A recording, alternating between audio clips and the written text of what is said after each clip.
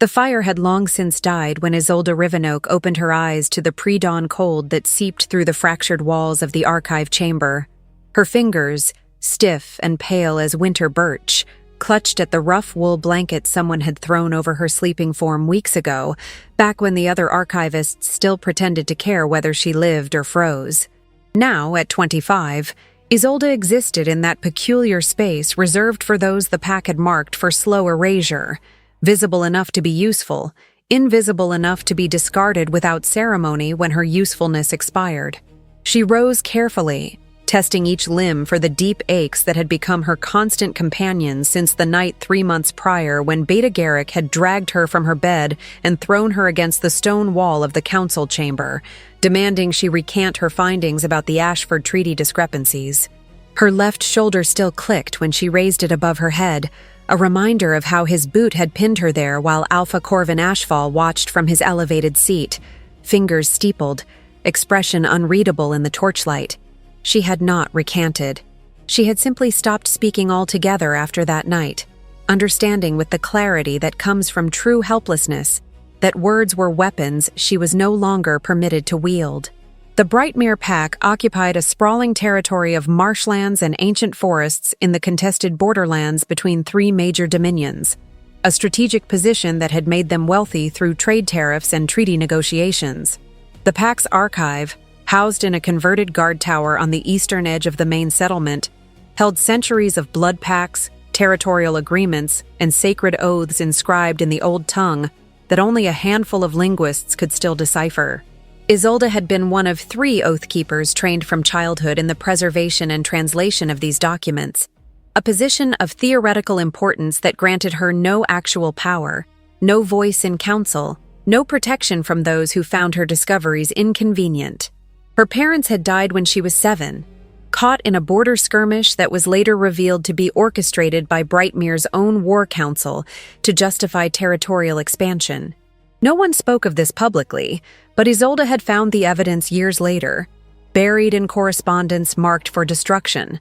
She had been too young then to understand that some truths were meant to remain hidden, too naive to recognize that the Pack's carefully maintained reputation for diplomatic fairness was built on a foundation of calculated violence and strategic deception. She had been raised in the archives by Elder Moira, a bitter woman who viewed Isolde's orphaning as proof of the girl's fundamental unworthiness, a cosmic judgment that rendered her perpetually suspect. Elder Moira had died 2 years ago, but her teachings had taken root deep. Isolde moved through the world convinced of her own precariousness, her existence tolerated only insofar as she made herself useful and remained silent about the contradictions she uncovered in her work. She had learned to eat last and least, to accept torn clothing and broken furniture, to sleep in unheated chambers and never complain about the damp that made her bones ache. She had learned that orphans, especially those without powerful family connections, survived by making themselves small and necessary, by knowing things others found too tedious to learn, by being useful enough to keep alive, but not valuable enough to protect. The morning bells rang across Brightmere, calling the Pack to dawn assembly. Isolde wrapped her blanket around her shoulders like a cloak and descended the narrow spiral staircase, her bare feet silent on stone worn smooth by centuries of use. The archive tower stood apart from the main settlement, close enough to be accessible, but far enough that the Pack's daily life didn't disturb the scholar's work. This isolation, once a privilege, had become a prison after Beta Garrick began his campaign of quiet persecution, ensuring that no one witnessed what happened to oath-keepers who asked inconvenient questions.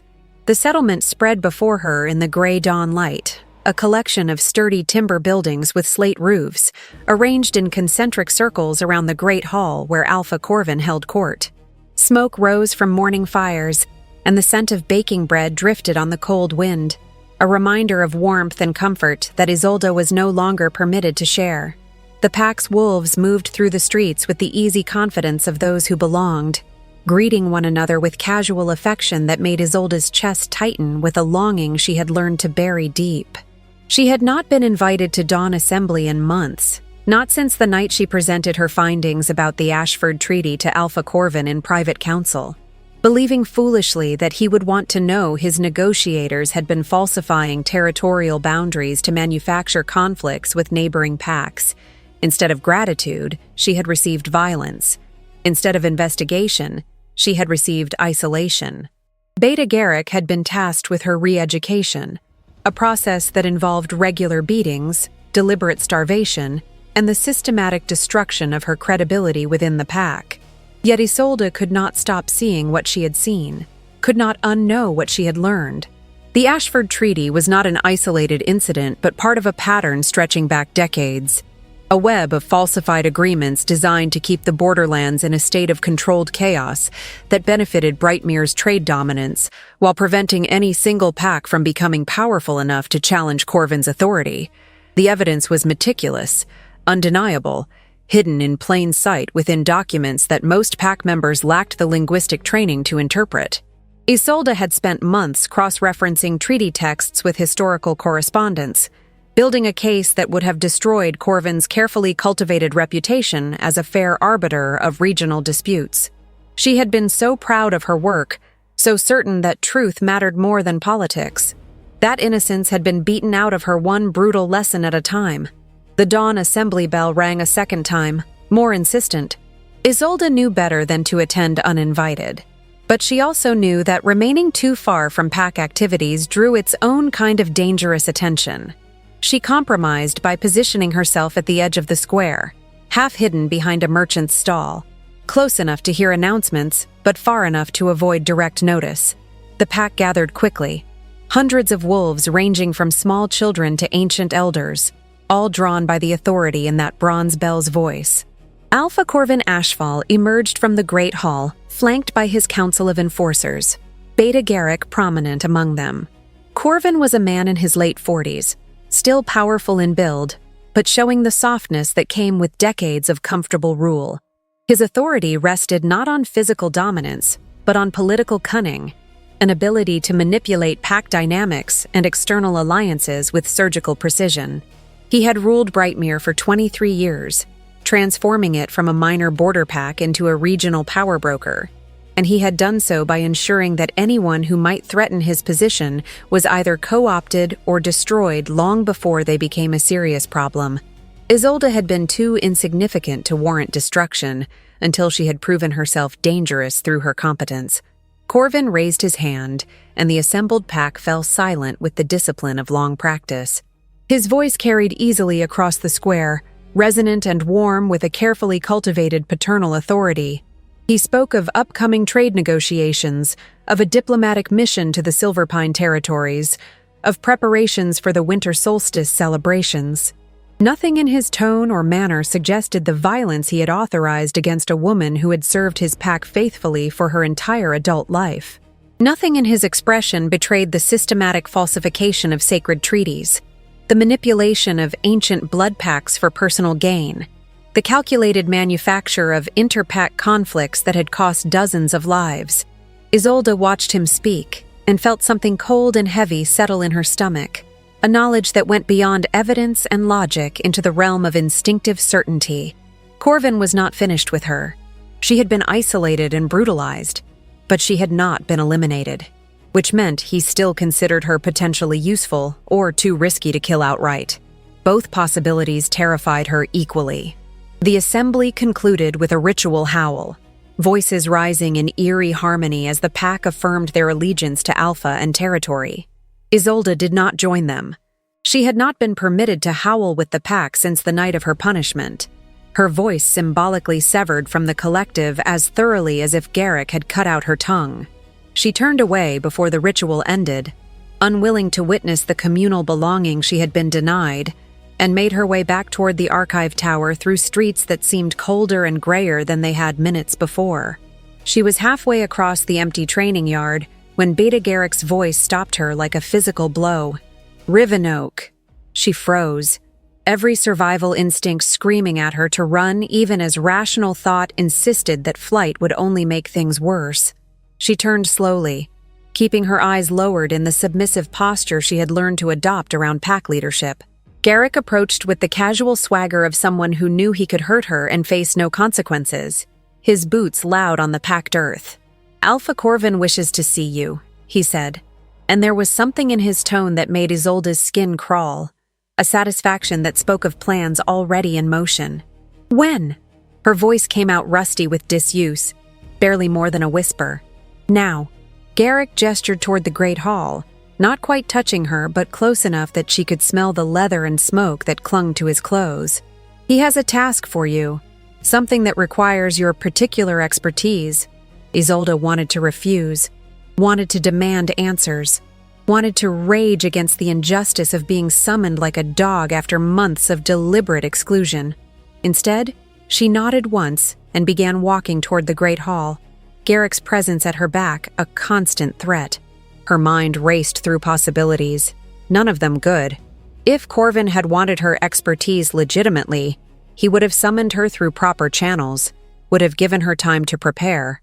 This smelled of trap, of some final solution to the problem she represented. The great hall's interior was dimly lit despite the morning hour, deliberately shadowed in a way that made the space feel oppressive rather than impressive.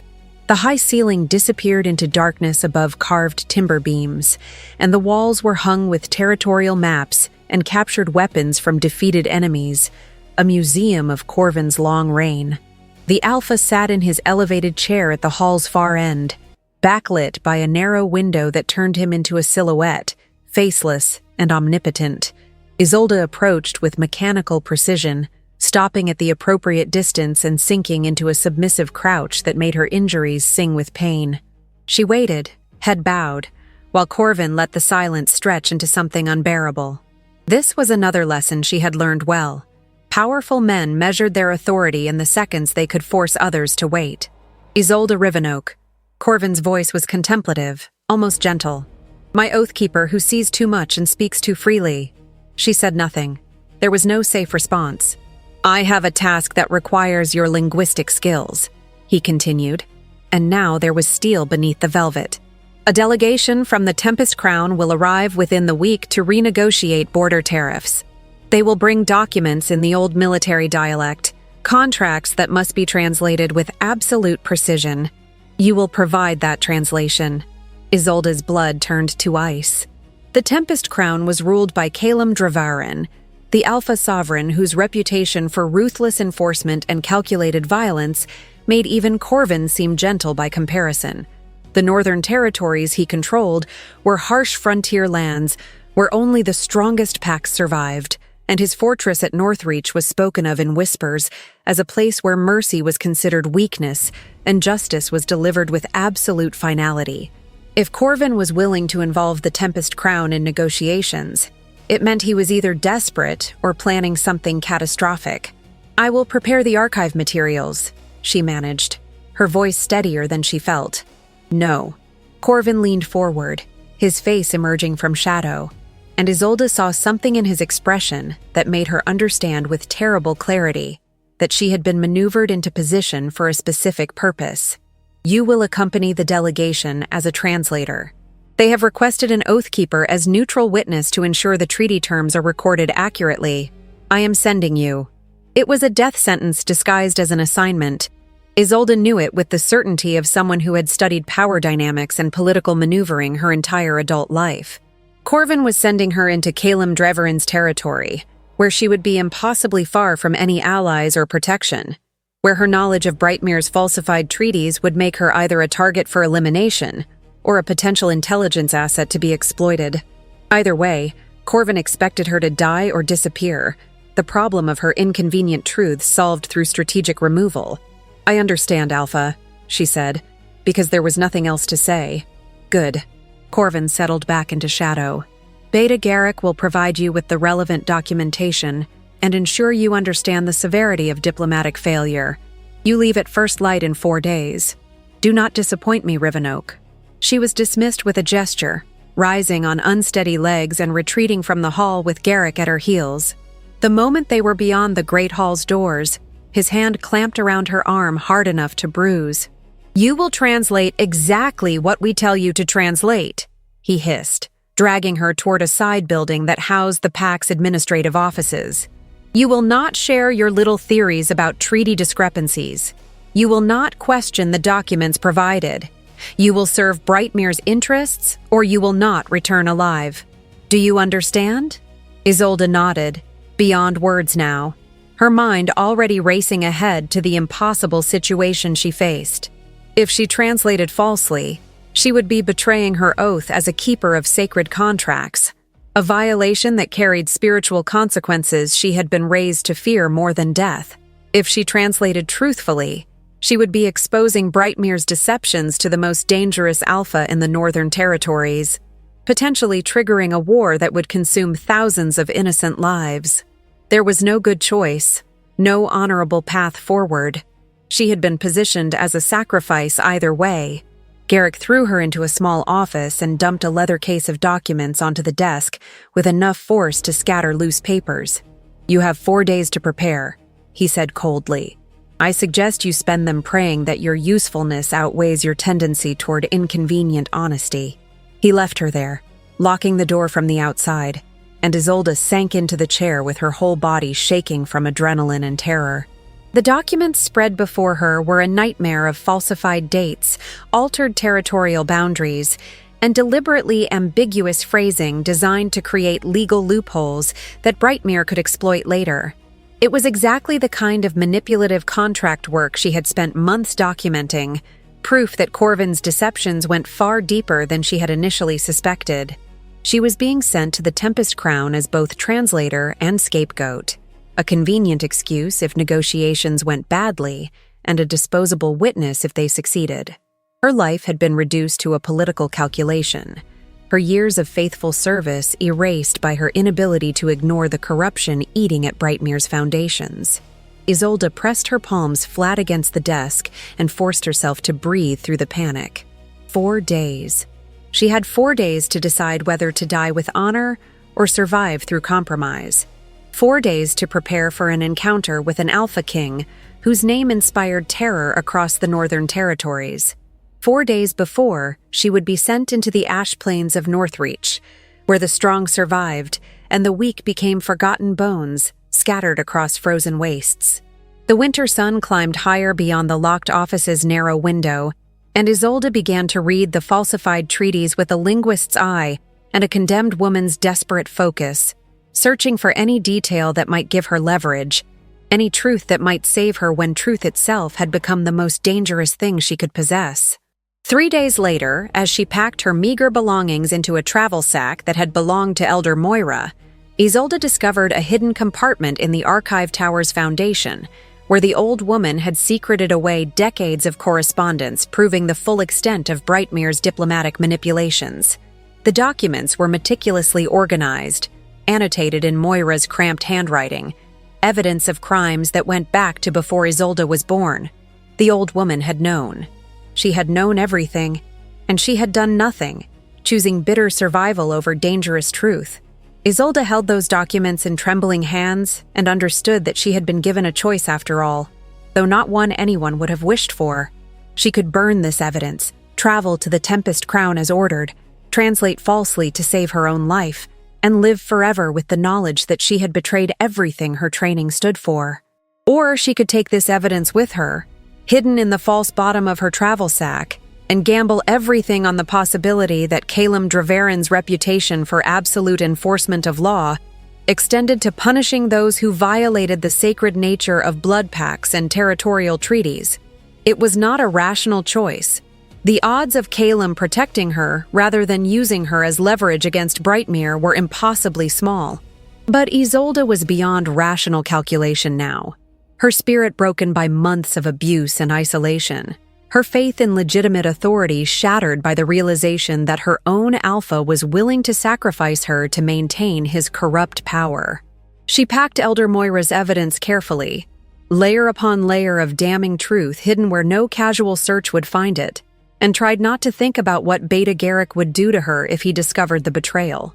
On the morning of departure, Isolde stood in the archive tower one final time, running her fingers over the spines of ancient texts she had spent her adult life preserving. These books and scrolls represented centuries of pack history, sacred knowledge that had been entrusted to her care. She was leaving them behind, potentially forever, stepping into a future so uncertain it barely qualified as a plan. The escort party consisted of 6 warriors led by a senior enforcer named Matthias, a scarred veteran who had served Corvin for decades. He regarded Isolde with barely concealed contempt, clearly viewing her as both burden and liability. They traveled on foot through the marshlands and into the contested forests that marked Brightmere's northern border, moving with the practiced efficiency of wolves who had walked these paths countless times. Isolde had never been beyond Brightmere's territory.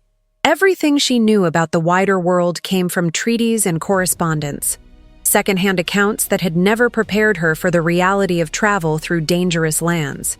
She struggled to keep pace with warriors who showed no inclination to slow for her limitations, her injuries making every step an exercise in stubborn determination. They camped rough the first night, and Matthias made it clear through deliberate exclusion that she was not welcome at the communal fire. Isolde ate cold rations alone at the edge of camp, wrapped in her inadequate cloak, listening to the warriors share stories and laughter she was not permitted to join. It was Brightmere in miniature, the same isolation and contempt, the same message that she existed on sufferance, and should be grateful for even that meager tolerance. The second day brought them to the edge of the ash plains, where the landscape transformed from forest to something alien and harsh.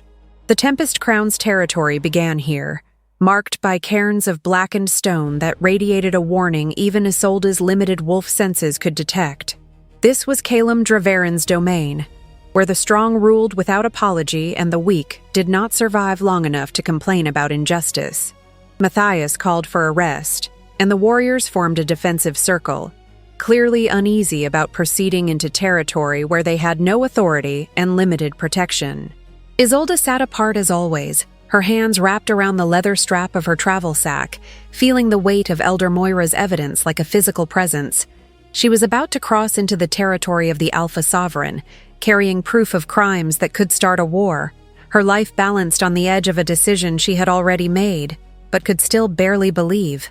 Behind her lay everything she had known, corrupt and cruel, but familiar. Ahead lay a fortress of basalt and ash, ruled by a man whose justice was legendary in its harshness, and whose mercy was extended only when it served his strategic interests. Isolde closed her eyes and felt the cold wind coming off the ash plains, carrying with it the scent of smoke and ancient stone. 4 more days of travel would bring them to Northreach. 4 more days before she would stand before Calum Draveren and gamble everything on the desperate hope that somewhere in the Northern Territories there existed an authority that valued truth more than political convenience. The wind picked up, scattering ash across the volcanic plains, and Isolde opened her eyes to the gray horizon where her fate awaited. She rose with the escort party and stepped beyond Brightmere's markers, crossing into the Tempest Crown's territory with a condemned woman's courage and an Oathkeeper's unshakable conviction that some truths were worth dying to preserve. The journey into Northreach would take them through lands where wolves fought for every scrap of survival, where Calum Draveren's law was enforced with brutal efficiency, where mercy was a weakness and strength the only currency that mattered. Isolde was neither strong nor powerful, merely stubborn in her refusal to let corruption stand unchallenged. She did not know if that would be enough. She only knew it was all she had left. Part 2. The ash plains stretched endlessly beneath a sky the color of old iron, a landscape so desolate it seemed designed to strip away any illusions about the nature of survival in the Tempest Crown's territories. Isolde had never imagined such emptiness, such absolute absence of softness or mercy. The volcanic soil crunched beneath her feet with each step, black and gray and lifeless, punctuated occasionally by twisted formations of basalt that rose like the bones of some ancient creature half buried in the earth. No trees grew here. No grass softened the harsh lines of the horizon. This was a place that demanded strength and punished weakness without hesitation or apology. The escort party moved in tight formation now, their earlier confidence eroded by the oppressive atmosphere of lands where Brightmere's authority meant nothing, and Calum Draveren's law was absolute. Matthias led them along a barely visible path marked by cairns that radiated a subtle warning Isolde could feel even through her exhaustion. These were not merely territorial markers. but declarations of sovereignty backed by lethal force, a promise that trespass would be met with immediate and brutal consequences. They had been traveling through the ash plains for 2 days now, and Isolda's body screamed protest with every step. Her injuries, never properly healed, had reopened under the strain of constant movement across unforgiving terrain. Blood seeped through the rough bandages she had wrapped around her ribs, and her shoulder throbbed with a deep ache that made her vision blur. She stumbled frequently, catching herself on jagged rock formations that tore at her palms, leaving bloody smears on black stone that no one acknowledged or offered to tend. The warriors gave her wide berth, as though her weakness might be contagious, their contempt now mixed with something else, something that looked disturbingly like fear. They were deep in foreign territory, vulnerable despite their training and weapons, dependent on diplomatic protocols that might not protect them if Northreach's ruler decided they represented a threat rather than an opportunity. Isolde understood with bitter clarity that if they were attacked, she would be abandoned without hesitation, left to die alone on these cursed plains while the warriors fled back to Brightmere's borders. She did not blame them. Survival outweighed loyalty when death came dressed in the Tempest Crown's colors. On the 3rd day in the Ash Plains, they encountered their first patrol. The Northreach wolves materialized from behind rock formations with such silence and precision that Matthias barely had time to signal a defensive formation before they were surrounded. There were 8 of them, lean and hard as the landscape they defended, wearing leather armor reinforced with metal plates and carrying weapons that showed the nicks and stains of frequent use. Their leader, a woman with a scarred face and eyes like chips of glacial ice, approached Matthias with the coiled readiness of someone prepared to kill at the slightest provocation. "State your purpose." Her voice carried the flat accent of the Northern Territories, words clipped and efficient. Matthias produced the sealed diplomatic papers from his pack, offering them with carefully neutral body language. "Escort party from Brightmere Pack, bringing an Oathkeeper for treaty negotiations as requested by your Alpha Sovereign. We carry no hostile intent and submit to your authority while in Tempest Crown territory." The scarred woman took the papers without taking her eyes off Matthias, a subtle insult that established the power dynamic with brutal clarity. She broke the seal and scanned the contents with practiced speed, then gestured to one of her subordinates who moved to inspect the escort party's weapons and supplies. The search was thorough and invasive, hands checking every pack and pouch with the assumption that concealment meant guilt. When the subordinate reached Isolde, standing apart from the warriors as always, he paused and looked back at his commander with something like surprise. "This is the Oathkeeper?" The scarred woman turned her attention to Isolde for the first time, and what she saw made her expression shift from professional assessment to something colder and more calculating. Isolde knew what she looked like, rail-thin from months of inadequate food, bruised and bleeding, dressed in clothing that had been old and worn even before the journey began. She looked like what she was, a woman who had been broken by her own pack and sent into foreign territory to serve as expendable political currency. "Search her," the commander ordered, and the subordinate moved forward with less care than he had shown the warriors, dumping the contents of Isolde's travel sack onto the volcanic soil without ceremony.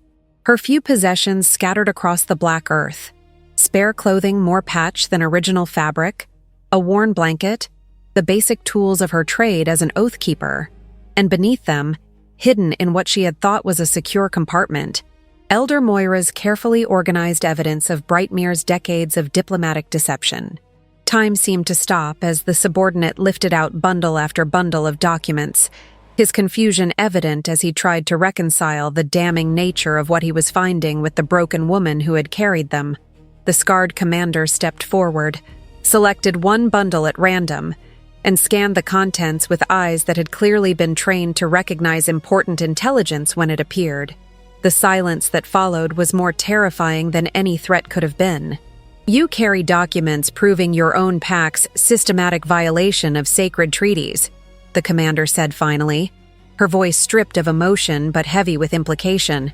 "Documents detailing falsified negotiations and manufactured conflicts. Documents that would be considered acts of war if verified." She looked at Isolde with something that might have been respect, or might have been contempt for someone stupid enough to bring such evidence into enemy territory. Why? Isolde's voice came out barely above a whisper, rusty with disuse and tight with fear. Because someone needed to know the truth. Because the treaties are sacred and I swore an oath to preserve them honestly. Because my Alpha is destroying the foundations of diplomatic trust for personal gain, and someone with the authority to stop him needed to see the proof. So you brought it to Calum Dravarin. The commander laughed, a sound without humor. Either you're the bravest person I've ever met, or the most foolish. Possibly both. She gestured to her subordinates. Gather everything. The Oathkeeper travels under our direct custody from this point forward. The escort party returns to the border under armed supervision. These documents go directly to the Alpha Sovereign, and this woman goes with them. Matthias started to protest, invoking diplomatic protocol and safe passage guarantees, but the commander cut him off with a gesture that promised violence if he continued. Your pack sent a broken Oathkeeper carrying evidence of your Alpha's crimes into our territory, and expected what exactly? That we would ignore it? That we would allow you to control the narrative? She shook her head. Return to Brightmere, and tell Corvin Ashfall that his gift has been received and will be thoroughly examined. If he is wise, he will begin preparing his defense. If he is foolish, he will attempt to silence the witness he so carelessly delivered into our hands. The Brightmere warriors were disarmed and herded back toward the border with efficiency that spoke of long practice. Matthias shot Isolde a look of such pure hatred that she understood she had just become responsible, in his mind, for whatever consequences befell Brightmere. That she had not intended this outcome, that she had simply been trying to survive with her integrity intact, would mean nothing to warriors who had served Corvin faithfully for decades. Isolde was left standing in the ash plains surrounded by Northreach wolves, her possessions scattered at her feet. Her desperate gamble revealed far sooner and more publicly than she had intended. The scarred commander crouched to gather Elder Moira's documents with careful hands, treating them with the respect due to evidence that could reshape territorial politics across the entire northern region. "Can you walk?" she asked Isolde without looking up from her careful repacking of the documents. Yes. Isolde's legs trembled with exhaustion and terror, but she would walk until she collapsed, rather than show more weakness than she already had. Then walk. The commander stood and handed the precious documents to one of her subordinates, with instructions to guard them with his life. Northreach is still 3 days distant. You will be fed and given basic medical attention sufficient to ensure you arrive alive. Beyond that, your fate is for the Alpha Sovereign to decide. I would advise you to pray he finds your honesty more valuable than using you as leverage against your former pack. They moved out with the brutal efficiency that characterized everything about the Tempest Crown's forces, a pace that pushed Isolde to her absolute limits, but never quite exceeded what she could endure. The commander kept her close, not out of kindness, but from obvious orders to ensure she arrived at Northreach in condition to be interrogated properly. That night, when they made camp in the shadow of a massive basalt formation, Isolde was given food for the first time since leaving Brightmere. Dried meat and hard bread that tasted like salvation despite their simplicity. One of the younger wolves, a man barely past 20 with kind eyes that seemed out of place in this harsh environment, tended her injuries with supplies from a well-stocked medical kit.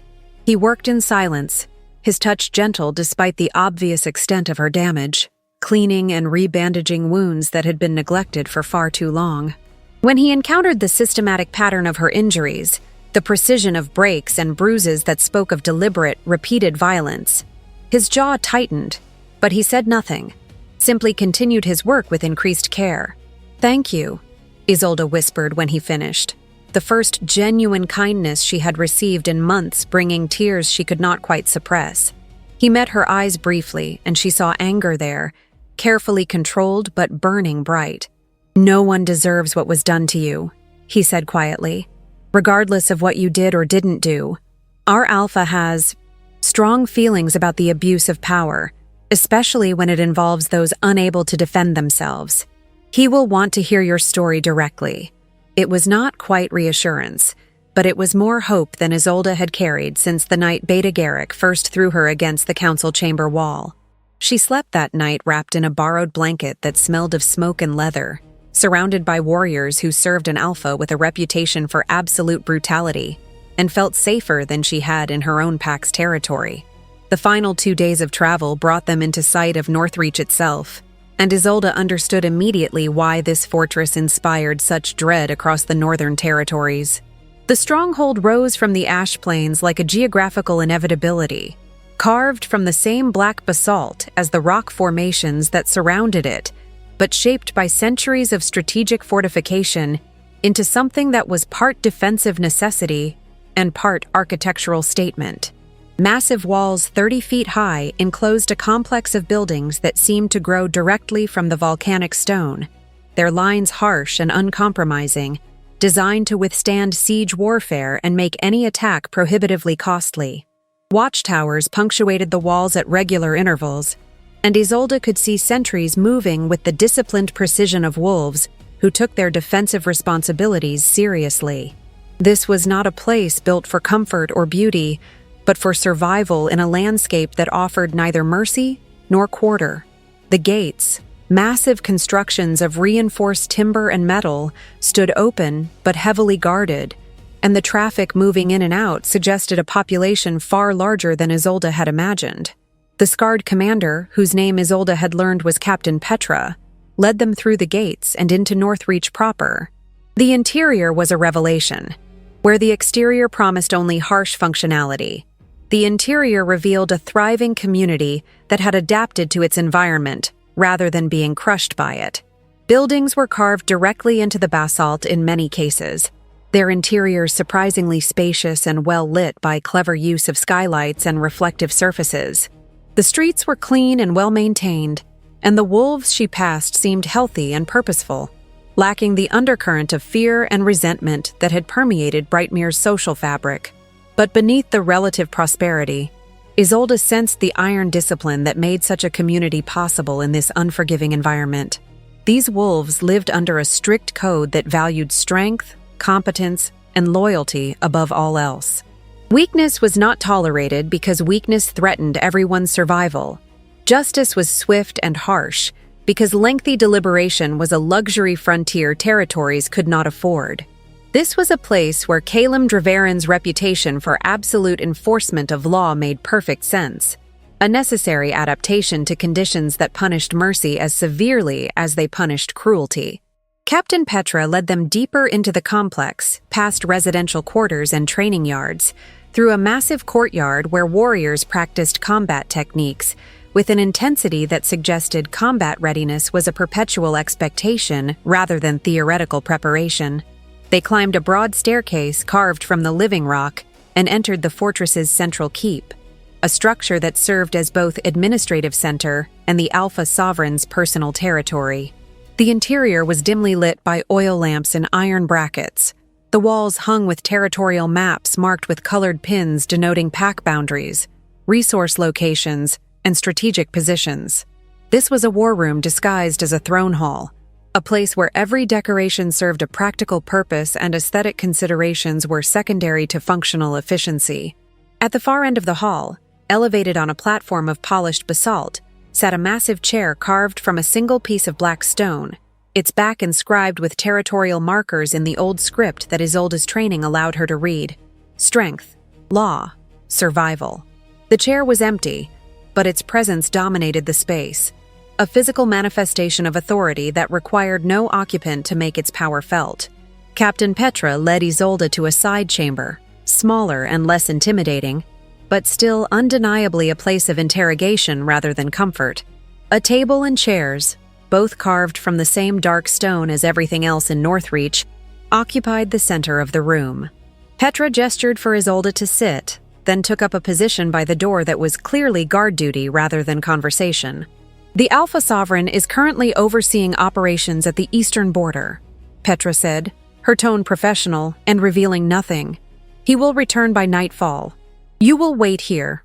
Food and water will be provided. Do not attempt to leave this room. Do not speak to anyone who enters unless they address you directly. Do you understand? Isolde nodded, beyond words now, the reality of her situation settling over her like a physical weight. She had gambled everything on the hope that Calum Dravarin's legendary commitment to law enforcement extended to punishing those who violated sacred treaties. But she had also walked willingly into the territory of an alpha, whose methods included surgical strikes that left entire pack councils dead, whose justice was delivered with a finality that left no room for appeal or mercy. She was either about to be vindicated or destroyed, and there was no longer any middle ground between those outcomes. Hours passed in tense silence. Food arrived as promised, more substantial than the trail rations, but Isolde found she could barely eat despite her hunger, her stomach twisted with anxiety about the coming confrontation. She used the time to organize her thoughts, preparing the explanation she would offer Calum Dravarin if given the chance to speak. She needed to present her evidence clearly and completely, needed to make him understand that Brightmere's corruption went far deeper than the immediate treaty negotiations that had brought her here. The sun was setting beyond the narrow window when she heard footsteps in the corridor outside, multiple sets moving with the coordinated precision of experienced warriors. The door opened and Captain Petra stepped aside, her posture shifting into something more formal, more deferential than Isolde had seen before. And then he entered, and Isolde understood immediately why Calum Dravarin's name inspired such visceral reactions across the Northern Territories. He was not the largest man she had ever seen, though his height was considerable and his build spoke of functional strength rather than decorative muscle. What set him apart was the concentrated intensity of his presence, the way he seemed to fill available space through sheer force of personality rather than physical size. He was dressed in practical clothing that echoed military functionality, dark leather reinforced with metal plates at shoulders and chest, weapons worn with the casual comfort of someone who had used them extensively. His face was all hard angles and sharp planes, weathered by years of frontier living, marked by a scar that ran from temple to jaw on the left side. But it was his eyes that truly unsettled Isolde, gray as the ash plains, cold as the northern winds, and absolutely, terrifyingly present. This was a man who missed nothing, who processed information with ruthless efficiency, who made decisions with the certainty of someone who had learned to trust his own judgment above all else, because hesitation in his environment meant death. He studied Isolde for a long moment, taking in every detail of her battered condition with an expression that revealed nothing. Then he moved to the table and sat across from her with the deliberate care of someone conserving energy for when it would be needed most. Isolde Rivenoak. His voice was deep and rough, carrying the same flat northern accent as his warriors, but with an additional layer of authority that made it impossible to ignore. Oathkeeper from Brightmere Pack, you brought evidence of your alpha's crimes into my territory, and then got caught before you could control how it was discovered. He leaned back slightly, his gaze never leaving her face. I'm trying to decide whether you're incredibly brave or incredibly stupid. Make your case. Isolde's mouth was dry as ash, but she forced herself to speak clearly, to present the truth she had risked everything to preserve. Alpha Corvin Ashfall has spent decades falsifying sacred treaties and manufacturing conflicts between packs to maintain Brightmere's dominance in regional trade. The evidence I carried documents systematic violations of blood pacts, deliberate territorial boundary manipulations, and correspondence proving he has been creating the very conflicts he then mediates for profit and political influence. When I discovered this and reported it to him privately, I was brutalized and silenced. He sent me here as part of a delegation not because he respects diplomatic protocol, but because he wanted me eliminated far from Brightmere where my death wouldn't raise questions.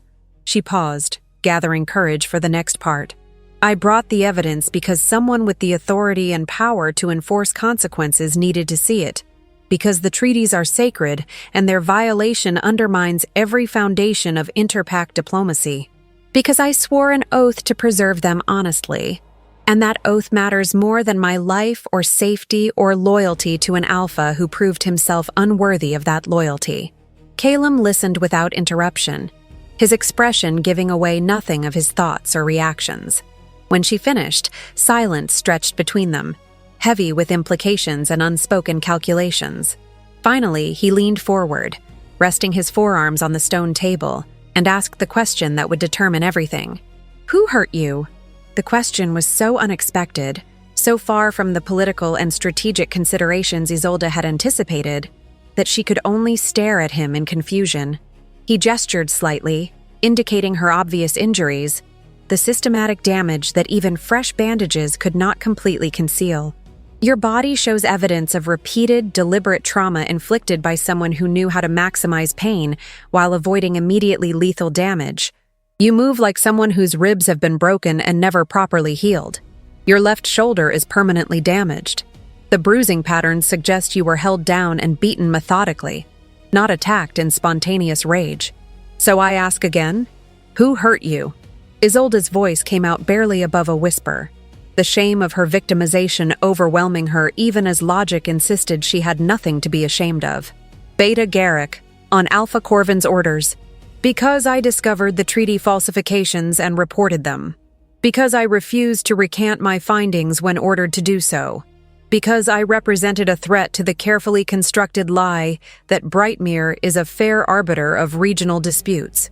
Something shifted in Callum's expression, a flash of emotion quickly controlled but unmistakable in its intensity.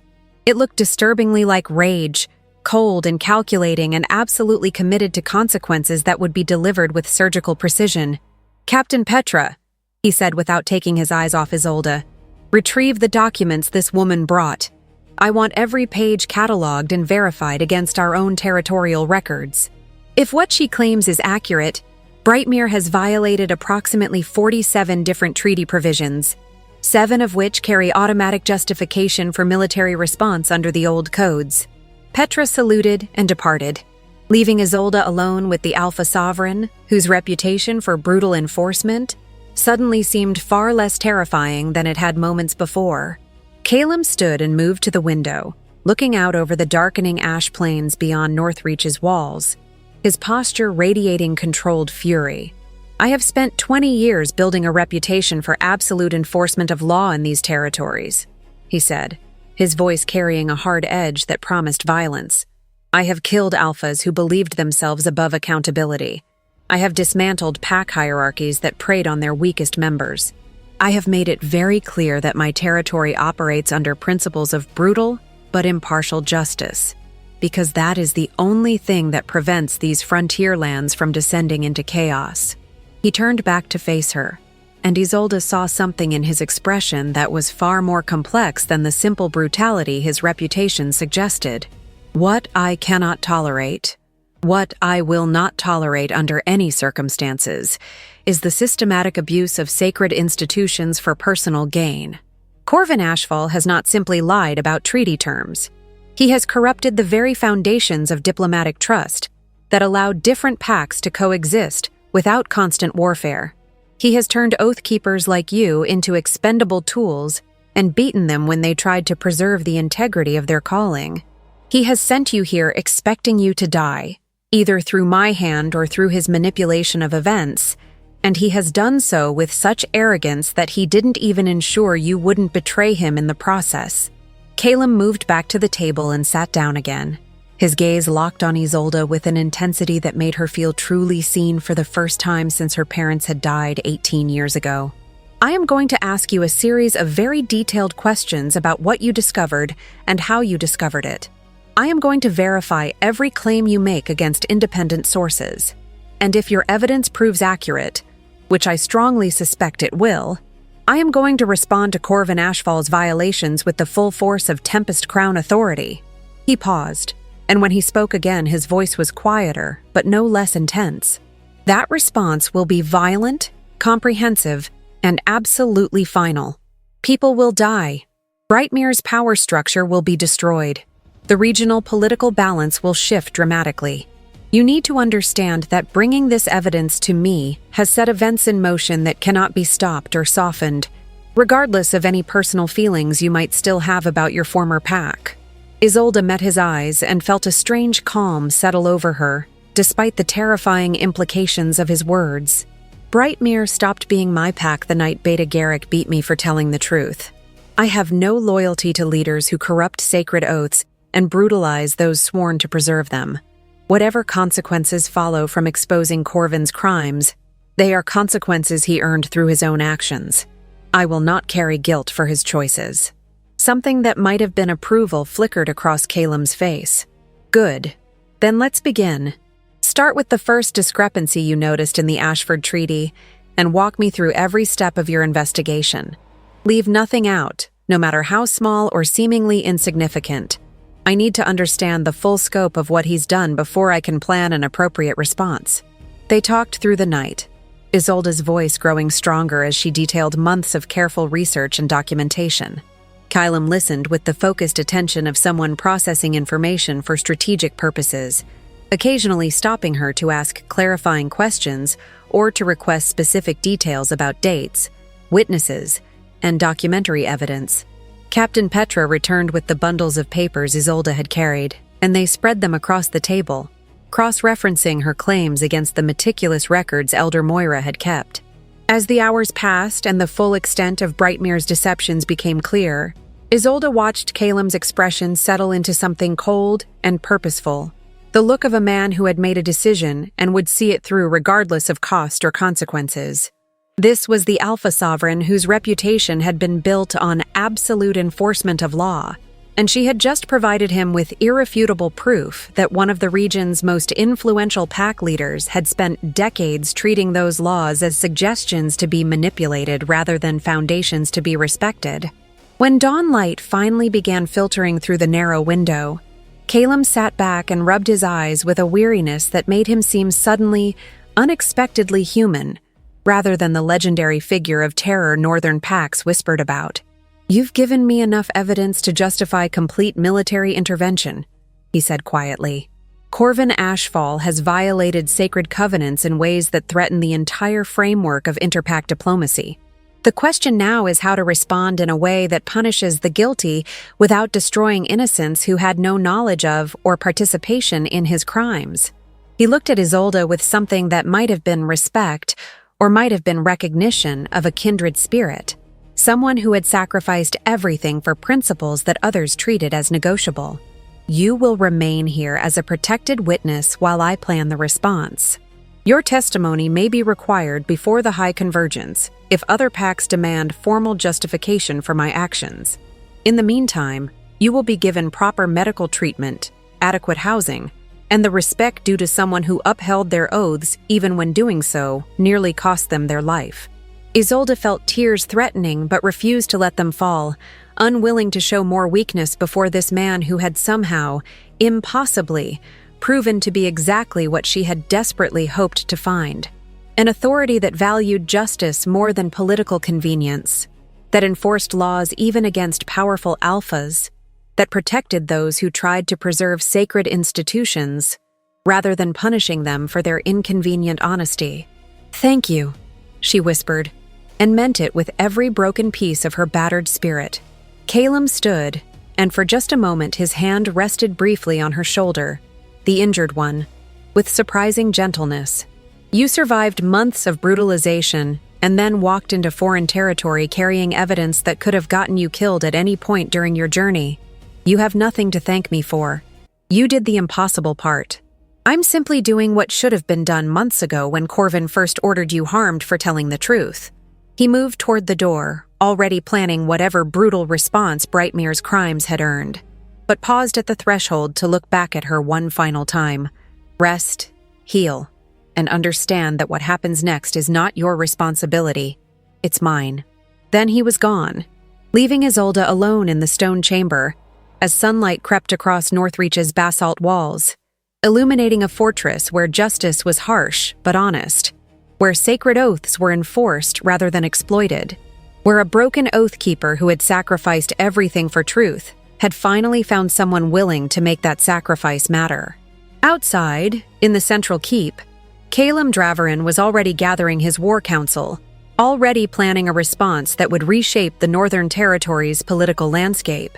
By nightfall, half of Brightmere's ruling council would be dead, eliminated in a surgical strike that left the pack's general population intact, but its corrupt leadership decapitated. It would be a message written in blood to every alpha who mistook cruelty for authority and believed themselves above the laws they claimed to enforce. But in that moment, Isolde knew none of this. She only knew that she had finally reached the end of a journey that had cost her everything, and that somehow, impossibly, she had survived to see truth valued more than her life, justice delivered rather than denied, sacred oaths defended by someone with the power to make that defense meaningful. She closed her eyes and slept for the first time in months, without fear of what would come when she woke. Part 3. Isolde woke to unfamiliar softness beneath her body and a warmth she had not experienced in so long it felt almost threatening, as though comfort itself might be a trap designed to lull her into vulnerability. For several disoriented moments she could not place where she was, her mind still caught between the stone interrogation chamber where she had spent the night explaining Brightmere's crimes and the cold archive tower where she had learned to sleep through hunger and fear. Then memory reasserted itself, and she opened her eyes to find herself in a small but well-appointed chamber carved from Northreach's ubiquitous basalt, lying on an actual bed with clean linens and a thick wool blanket that smelled faintly of cedar and smoke. Sunlight streamed through a narrow window set high in the wall, suggesting it was well past dawn, perhaps even approaching midday. Isolde sat up carefully, testing her body for the familiar litany of pains that had become her constant companions. The aches were still there, but somehow diminished, as though proper rest and the absence of immediate threat had allowed her battered flesh to begin the slow work of genuine healing. Someone had removed her travel-stained clothing while she slept and dressed her in a soft linen shift, clean and whole and sized approximately for her frame. The consideration implied by this gesture made her throat tight with emotion she could not quite name. A knock at the door preceded its opening by only seconds, giving Isolde barely enough time to pull the blanket around herself before a young woman entered carrying a tray laden with food that made Isolde's empty stomach clench with sudden, desperate hunger. The woman was perhaps 20, with the lean build and watchful eyes common to frontier wolves, dressed in the practical clothing that seemed universal in Northreach: dark leather trousers, a reinforced tunic, boots designed for function rather than fashion. "I'm Kira," she said without preamble, setting the tray on a small table near the bed. "I've been assigned to assist you during your stay here. The Alpha Sovereign ordered that you be provided with proper food, medical attention, and appropriate clothing. I'm to ensure you have everything you need and to answer any questions you might have about Northreach's customs and expectations." She paused, her expression softening slightly as she took in Isolde's obvious confusion. "You're not a prisoner, if that's what you're worried about. You're a protected witness, which means you have freedom of movement within the fortress, but you'll have an escort if you wish to venture beyond the walls." Isolde stared at the food: fresh bread, soft cheese, preserved fruit, strips of cooked meat that were still warm, and felt tears threatening despite her determination to maintain some dignity before this stranger. "I don't understand," she whispered. "Why is he helping me? What does he want in return?" Kira settled into a chair with the easy comfort of someone accustomed to such questions. "The Alpha Sovereign doesn't operate on a system of debts and favors the way some pack leaders do. You brought him evidence of crimes that threaten the foundations of inter-pack diplomacy. You upheld your oaths as an oathkeeper even when doing so nearly cost you your life. In his view, you did exactly what you were supposed to do, and you deserve protection and support for having done it. There's no debt to be repaid, no service required in exchange. You simply deserve better treatment than what you received in Brightmere, and he's ensuring you receive it." She leaned forward slightly, her tone becoming more serious. "I should warn you, though, the Alpha Sovereign departed before dawn with a strike force. By now, they've likely reached Brightmere and begun what he's calling corrective enforcement of violated treaty obligations. From what I understand, he's not planning to destroy the pack entirely, but he is planning to eliminate everyone involved in the systematic falsification of sacred treaties. That means your former Alpha and most of his inner council will be dead before sunset. I'm telling you this not to frighten you, but because you have a right to know what consequences followed from your testimony." The food turned to ash in Isolde's mouth, even though she had not yet taken a bite. She had known intellectually that bringing evidence to Calum Dravarin would result in violent consequences, had accepted that truth when she packed Elder Moira's documents into her travel sack.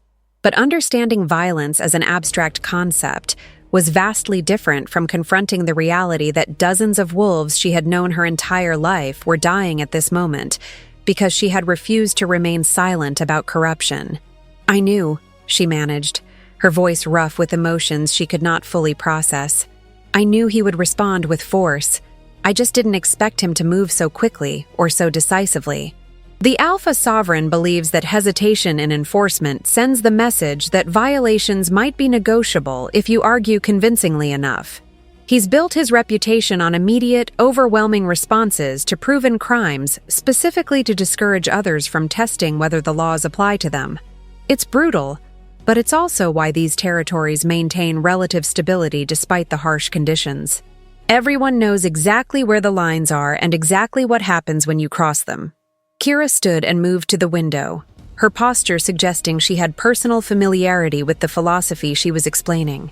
"Eat. You need strength regardless of how you feel about current events.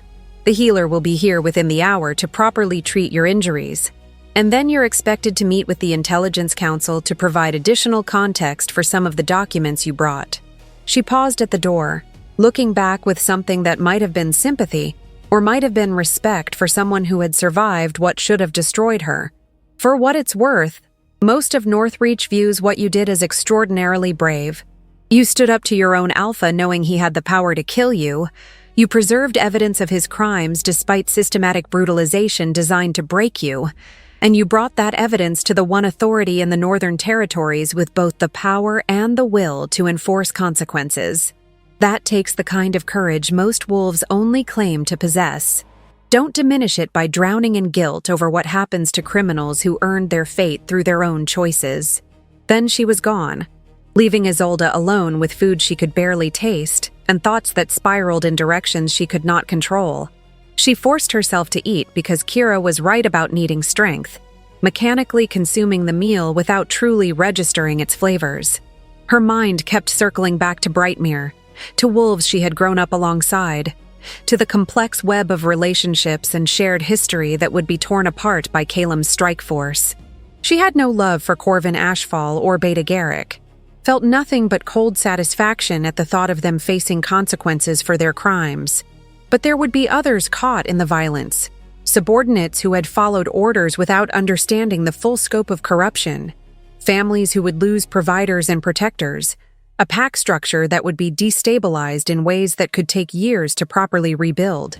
The weight of it pressed down on her chest like a physical force, making it difficult to breathe. The healer arrived as promised, a man in his 50s with gentle hands and the professional detachment of someone who had treated countless injuries over a long career. He introduced himself as Marcus and proceeded to examine Isolde with thoroughness that would have been embarrassing if she had possessed enough emotional energy to care about modesty. He catalogued every injury with clinical precision, his expression growing progressively darker as he uncovered the full extent of the systematic damage Brightmere had inflicted. "Whoever did this knew exactly what they were doing," he said finally, his voice tight with controlled anger. "These injuries were designed to maximize pain and limit functionality without causing immediate death. Your ribs were broken, and then you were forced to continue physical activity that prevented proper healing. Your shoulder was deliberately damaged in a way that will require extensive treatment to restore even partial range of motion. The bruising patterns suggest repeated beatings over an extended period, each one building on previous damage." He met her eyes with an intensity that demanded honesty. "How long did this continue?" 3 months, Isolde whispered. "From the night I reported the treaty discrepancies to Alpha Corvin until the morning I was sent here as part of the diplomatic delegation." Marcus was silent for a long moment, his hands stilling in their work. When he spoke again, his voice carried a weight of personal conviction that suggested this was not merely professional opinion, but deeply held belief. "The Alpha Sovereign has very specific views about the abuse of power, particularly when it involves the systematic brutalization of pack members who cannot effectively defend themselves. I've served in Northreach for 23 years, and I've seen him respond to such cases with a level of personal fury that goes beyond strategic enforcement of law. Whatever happens to those who hurt you, know that it's not simply political calculation, but genuine rage at the violation of principles he holds sacred." He returned to his treatment with renewed focus, applying salves that numbed the worst of the pain and carefully rebinding her ribs with proper supports that immediately made breathing easier. The shoulder required more extensive work, manipulation that hurt badly enough to make Isolde bite down on a leather strap Marcus provided, followed by a complex binding that stabilized the joint in a way her crude bandages never could have achieved. Throughout it all, Marcus maintained a running commentary about the treatment process and what she could expect during recovery, his voice steady and reassuring in a way that helped ground her when the pain threatened to become overwhelming. "You'll need daily treatments for at least 2 weeks," he concluded, packing away his supplies. "The ribs will take 6 to 8 weeks to fully heal, assuming you avoid strenuous activity and follow the breathing exercises I'll teach you. The shoulder will require ongoing physical therapy for several months, and even then you may never regain full functionality. I'm being honest about this because I believe you deserve to know the long-term consequences of what was done to you." He paused, his expression softening slightly. "But you will heal. You'll carry scars, both visible and otherwise, but you will recover from this. I give you my word on that." After Marcus departed, Isolde dressed in the clothing that had been provided, well-made garments similar to what Kira had worn, practical and sturdy, but not without a certain austere elegance. The leather was soft and well-cured, the fabric of the undershirt fine-woven and comfortable against her healing skin. These were not the cast-offs and discards she had grown accustomed to in Brightmere, but new items sized specifically for her frame, another small consideration that spoke of resources being allocated for her comfort and dignity. Kira returned to escort her to the Intelligence Council meeting, leading her through Northreach's corridors with the casual competence of someone intimately familiar with the fortress's layout. They passed training yards where warriors practiced combat techniques with focused intensity, administrative offices where clerks managed the complex logistics of frontier governance, communal areas where pack members gathered for meals and conversation with an ease that suggested genuine community rather than the tension-filled interactions Isolde remembered from Brightmere. "Northreach is larger than I expected," Isolde observed, watching a group of children run past under the supervision of an older woman who called instructions in the patient tone of an experienced teacher.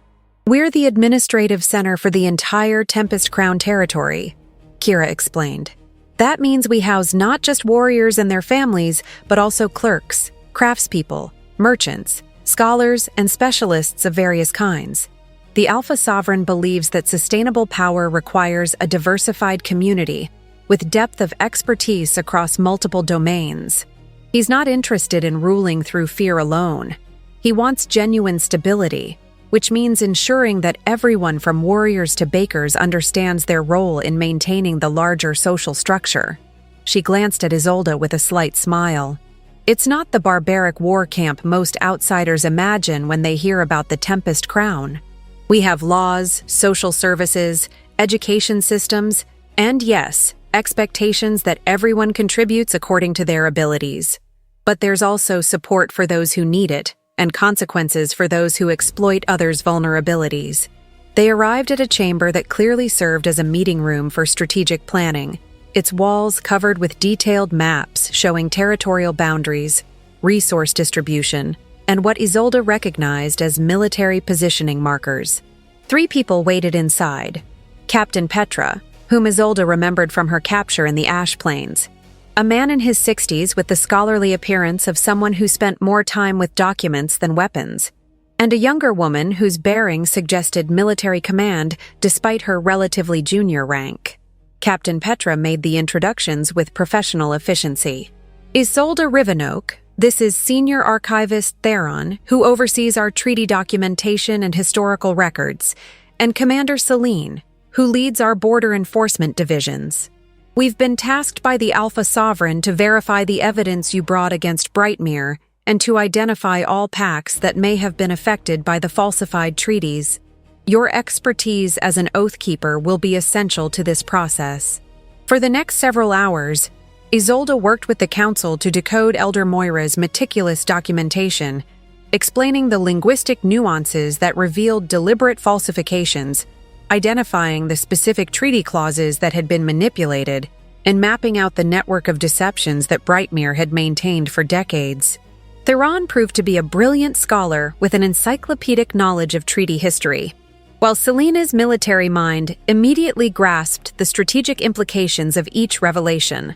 Together, they built a comprehensive picture of Brightmere's crimes that went far beyond what Isolde had initially understood, revealing a pattern of manipulation that had destabilized the entire northern region while allowing Corvin to present himself as an impartial mediator. "This is catastrophic," Theron said finally, sitting back from the documents spread across the table. Half the territorial disputes in the borderlands over the past 20 years were manufactured or exacerbated by Brightmere's deliberate falsification of boundary markers and resource rights. Pacts that went to war believing they were defending legitimate claims were actually fighting over lines that Corvin had drawn to serve his own interests. The number of deaths that can be directly attributed to his manipulations. He trailed off, the implications too vast to easily articulate. Commander Selene's expression was grimly satisfied, which means the Alpha Sovereign's response is not merely justified but necessary to prevent future conflicts based on corrupted foundational documents. We'll need to convene a high convergence to renegotiate every treaty Brightmere touched, using the original documents as baseline and your translations to identify what was actually agreed upon versus what Corvin claimed was agreed upon. It's going to be a political nightmare, but it's the only way to restore legitimate order. A commotion outside the chamber interrupted further discussion, raised voices and hurried footsteps suggesting urgent developments. Captain Petra moved to the door with her hand on her weapon, her posture instantly alert. She exchanged quick words with someone in the corridor, then turned back to the room with an expression that mixed satisfaction with something more complicated. "The strike force has returned," she announced. "Alpha Corvin Ashfall is dead, along with Beta Garrick and 7 council members who were directly involved in the treaty falsifications. The Alpha Sovereign is requesting Isolde's presence in the main hall for a formal debriefing. The rest of Brightmere's leadership has been detained pending further investigation and tribunal proceedings." Isolde's legs felt weak as she stood, the abstract knowledge that Calum would respond violently suddenly concrete in the reality of specific deaths, specific people she had known reduced to casualties in a campaign of corrective justice. Kira appeared at her side, offering silent support as they made their way through corridors that seemed longer and more oppressive than they had earlier. The main hall was crowded with warriors still wearing the evidence of recent combat. Blood spatters on leather armor, weapons not yet cleaned, the sharp scent of adrenaline and violence that clung to those who had just returned from killing. Calum stood at the center of the organized chaos, directing the processing of prisoners and evidence with the calm efficiency of someone executing a well-planned operation. He was splattered with blood that Isolde knew with sick certainty was not his own. His expression set in lines of cold satisfaction that suggested the violence had been both necessary and deliberate. When he saw Isolde enter, he gestured for her to approach, the crowd parting automatically to let her through. "The operation was successful," he said without preamble, his voice carrying clearly in the sudden silence that fell across the hall. "Alpha Corvin Ashfall and his primary conspirators are dead, killed in a surgical strike that minimized civilian casualties and preserved Brightmere's general pack structure. We captured extensive documentation that confirms every allegation in your testimony, along with evidence of additional crimes we had not previously known about. Brightmere will be placed under Tempest Crown supervision until new leadership can be established through legitimate processes that include input from the Pack's general membership, rather than the corrupt council that has ruled them for the past 2 decades. He moved closer to Isolde, his voice dropping to a tone meant primarily for her, even though everyone in the hall was listening. Beta Garrick attempted to flee when we breached the council chamber. I pursued him personally. Before I killed him, I made certain he understood exactly why he was dying, that his systematic brutalization of an oathkeeper for performing her sworn duties had earned him a death that was neither quick nor merciful. I want you to know that. I want you to understand that what he did to you was not forgotten or considered a minor detail in the larger political calculation. It mattered. It mattered enough that I personally ensured he experienced a fraction of the pain he inflicted on you before his life ended." Isolde stared at this man who had killed on her behalf, who had treated her suffering as something requiring specific vengeance rather than dismissing it as collateral damage in political maneuvering, and felt something fundamental shift in her understanding of power and justice. This was not the mindless brutality Calem's reputation suggested, but something far more complex. A deliberate choice to enforce accountability, not just for political crimes, but for personal cruelties committed by those who believed their authority insulated them from consequences. "Thank you," she whispered, and meant it with an intensity that transcended mere words. Calem's expression softened almost imperceptibly, a crack in the armor of command that revealed something unexpectedly human beneath the legendary reputation. "You don't need to thank me for doing what should have been done months ago, but you're welcome nonetheless." He turned to address the assembled warriors and staff. "Let this serve as notice to every pack in the Northern Territories. The Tempest Crown enforces all violations of sacred law, from the falsification of treaties to the abuse of pack members who lack the power to defend themselves. Rank, political influence, and historical alliances will not protect those who corrupt the foundations of our society. Justice in these territories is harsh, but it is honest, and it applies to everyone regardless of their position or connections." The hall erupted in acknowledgement, voices rising in the ritual howl that affirmed allegiance to Alpha and law. This time, when Isolde felt the instinct to join them, no one prevented her participation. Her voice rose with the others, rusty and uncertain, but undeniably present, reclaiming the right to belong that Brightmere had stripped away through systematic exclusion and brutalization. In the days that followed, Northreach settled into the complex work of managing the aftermath of Calem's strike. Isolde was kept busy with the Intelligence Council, helping to verify documents and providing context for discoveries that emerged from the materials seized in Brightmere. She also met with delegations from other packs who had been affected by the falsified treaties, offering her expertise as they worked to establish accurate boundaries and resource rights based on the original agreements, rather than Corvin's manipulations. The work was exhausting but oddly satisfying, a return to the core purpose of her calling as an Oathkeeper, preserving the integrity of sacred agreements and ensuring that treaties served their intended function of maintaining peace rather than manufacturing conflict.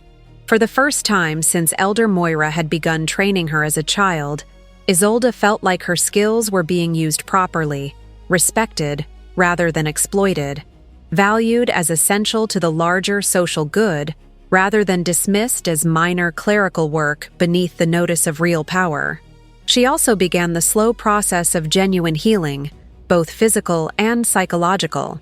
Marcus's daily treatments gradually reduced her pain levels and improved her mobility, while the consistent provision of adequate food and safe sleeping conditions allowed her body to recover from months of systematic neglect.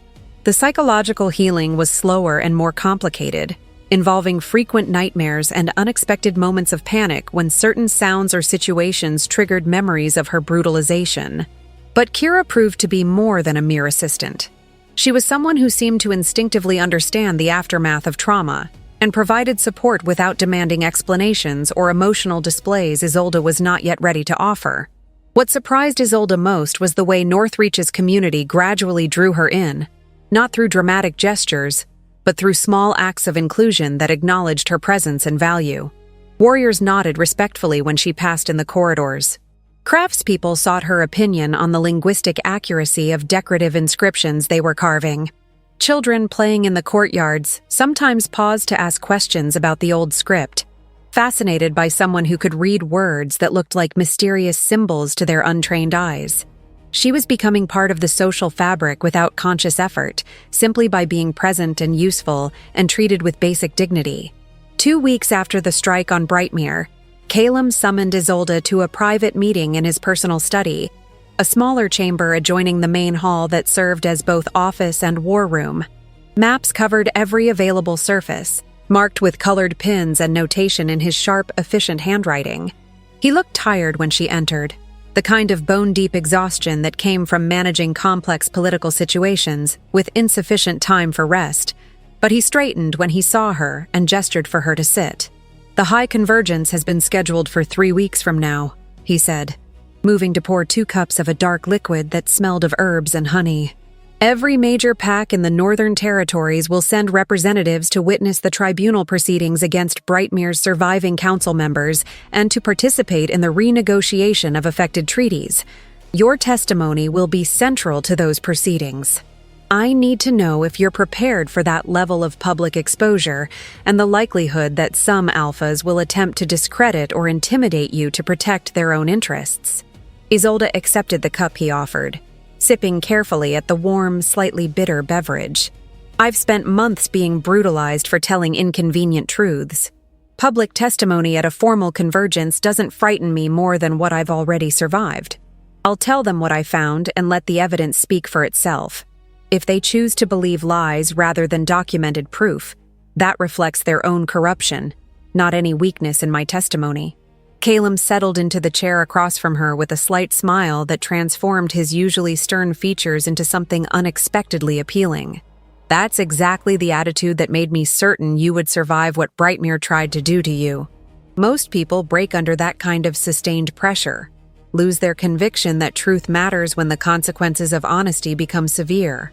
But you didn't break, and you didn't compromise, and now you're going to stand before the assembled power of the Northern Territories and force them to confront evidence they would much rather ignore. He paused, his expression becoming more serious. I need to warn you about something, though. The convergence will not simply be about punishing Brightmere's crimes. There will be substantial pressure from other alphas to paint you as a traitor who betrayed her pack for personal gain or political advantage. They'll do this not because they believe it, but because acknowledging that you acted honorably means acknowledging that Oathkeepers and other subordinate pack members have legitimate moral authority to challenge their alphas when laws are violated. That implication threatens every leader who has built their power on the assumption that rank insulates them from accountability. So they'll attack my credibility rather than address the evidence itself. Isolde was unsurprised by this prediction, having spent enough time studying power dynamics to understand how those invested in corrupt systems deflected challenges to their authority. How do we counter that? By being absolutely transparent about both the evidence and the process through which you gathered it. By having multiple independent scholars verify your translations and interpretations.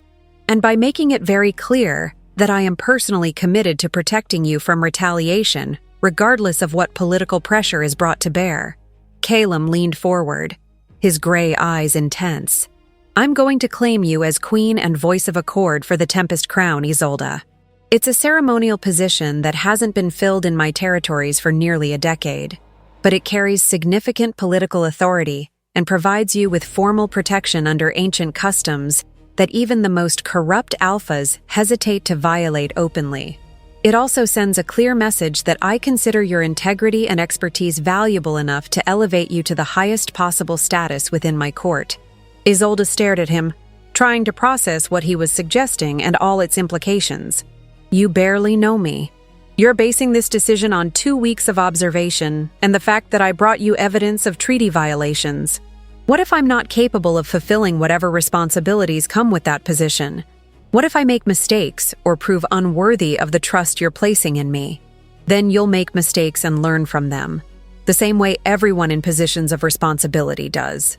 Calum's tone was matter-of-fact rather than dismissive of her concerns. I'm not claiming you as queen because I think you're perfect or infallible. I'm doing it because you've demonstrated the kind of moral courage and commitment to principles that I value above almost any other quality. You upheld your oaths when doing so nearly destroyed you. You preserved evidence of crimes even when it would have been easier and safer to let them be buried. You chose truth over survival. And then you survived anyway through sheer stubborn refusal to be broken by those who tried to silence you. He stood and moved to one of the maps covering his walls, tracing a border with one finger. I've built my reputation on absolute enforcement of law, but I've done it alone, without anyone I could trust to share the burden of ensuring that justice is served rather than merely violence executed in justice's name. I need someone who will challenge me when I'm wrong, who will push back against decisions that prioritize efficiency over fairness, who will ensure that the Tempest Crown enforces principles rather than simply my personal preferences. Based on everything I've seen from you, I believe you're capable of being that person. Will you accept the position? Isolde set down her cup with trembling hands. Her mind racing through possibilities and implications she was not at all certain she was ready to confront. This was not merely protection, but elevation to genuine political authority, a chance to influence how justice was administered across the Northern Territories. It was terrifying and overwhelming, and also, she admitted to herself, exactly what she had been trained for: preserving the integrity of sacred institutions and ensuring that treaties and laws serve their intended purposes, rather than being corrupted by those with power and influence. "I accept," she heard herself say, her voice steadier than she felt. "I'll serve as your voice of accord and do my best to ensure that the Tempest Crown's justice is honest as well as harsh. But I need you to understand that I will push back against decisions I believe are wrong, that I won't simply validate whatever you've already decided to do, that I'll insist on processes that protect the vulnerable even when efficiency would suggest simpler, more brutal solutions." Calum's smile was genuine this time, reaching his eyes and transforming his face into something that made Isolde's breath catch unexpectedly. "That's exactly what I'm hoping you'll do. I don't need an advisor who tells me I'm right. I need someone who tells me when I'm wrong and forces me to justify decisions before they're implemented. Welcome to the Tempest Crown's court, Isolde Rivenoak. I suspect we're going to challenge each other in ways neither of us finds entirely comfortable, but I also suspect we're going to accomplish things that neither of us could manage alone." He extended his hand and Isolde took it, feeling the calluses and scars that spoke of a lifetime spent enforcing the principles he claimed to value, but also feeling the surprising gentleness with which he helped her to her feet. This was the Alpha Sovereign whose reputation inspired terror across the Northern Territories. But he was also, she was beginning to understand, a man who had built that reputation deliberately to create space for justice to function in lands where mercy alone would be exploited by those who viewed kindness as weakness. She had gambled everything on the hope that somewhere there existed an authority that valued truth more than political convenience. Standing in Calum Draveren's study with her hand still in his, Isolde understood that her gamble had paid off in ways she could not have predicted and was only beginning to comprehend. The path ahead would be difficult, demanding, and likely dangerous. But for the first time since her parents died, she felt like she belonged somewhere. Like her skills and principles were valued rather than merely tolerated. Like she had found someone who shared her conviction that sacred oaths mattered more than the convenience of those who would corrupt them. The High Convergence was 3 weeks away. 3 weeks to prepare testimony that would reshape the Northern Territories' political landscape. 3 weeks before Isolde would stand before the assembled power of multiple pacts and force them to confront evidence they desperately wanted to ignore. 3 weeks before, she would be formally claimed as Queen and Voice of Accord, a position that carried both protection and terrifying responsibility. She should have been afraid. Instead, standing in the war room of a man who had killed to defend principles she had nearly died to preserve, Isolde felt something that might have been hope beginning to take root in soil that had been too long barren of anything except pain and fear. Outside, Northreach continued its purposeful bustle, warriors training and scholars studying and craftspeople creating, all of them part of a community that functioned on principles of harsh but honest justice. And somewhere in Brightmere, the surviving members of Corvin's conspiracy awaited tribunal proceedings that would determine their fates based not on political convenience, but on evidence meticulously documented by an oathkeeper who had refused to remain silent when silence would have been so much easier and safer.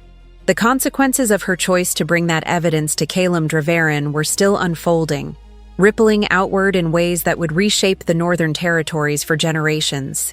But for now, in this moment, Isolde allowed herself to simply be present in the certainty that she had done the right thing, and that someone with the power to make it matter had chosen to stand beside her rather than destroy her for the inconvenience of her honesty. It was, she thought, the closest thing to peace she had felt in longer than she could remember. Part 4. The 3 weeks before the High Convergence passed with a velocity that left Isolde feeling perpetually one step behind the demands placed upon her. Her days began before dawn with Marcus's medical treatments, which had evolved from basic wound care into intensive physical therapy, designed to restore as much function to her damaged shoulder as possible. The work was painful and frustrating, requiring her to push through barriers that her body screamed were insurmountable. But Marcus was both relentless and encouraging in equal measure, celebrating small victories and refusing to let her surrender to despair when progress seemed impossibly slow. After the medical sessions came hours with senior archivist Theron and a rotating cast of linguistic scholars who had been summoned from across the Tempest Crown territories to verify her translations of the documents Elder Moira had preserved. This process was simultaneously validating and exhausting, as each scholar approached the materials with appropriate skepticism that required Isolde to defend her interpretations with extensive references to grammatical structures, historical context, and comparative analysis of similar treaty language from other regions. By the end of the first week, however, even the most dubious scholars had been forced to acknowledge that her work was not only accurate, but represented a level of expertise rare even among trained oath-keepers. "You have a gift for this," Theron told her one evening as they reviewed the final verification documents that would be presented at the convergence. "Most linguists can translate competently if given adequate time and reference materials, but you see patterns that others miss. Understand the strategic implications embedded in seemingly minor word choices. Recognize when phrasing has been deliberately crafted to create ambiguity that can be exploited later.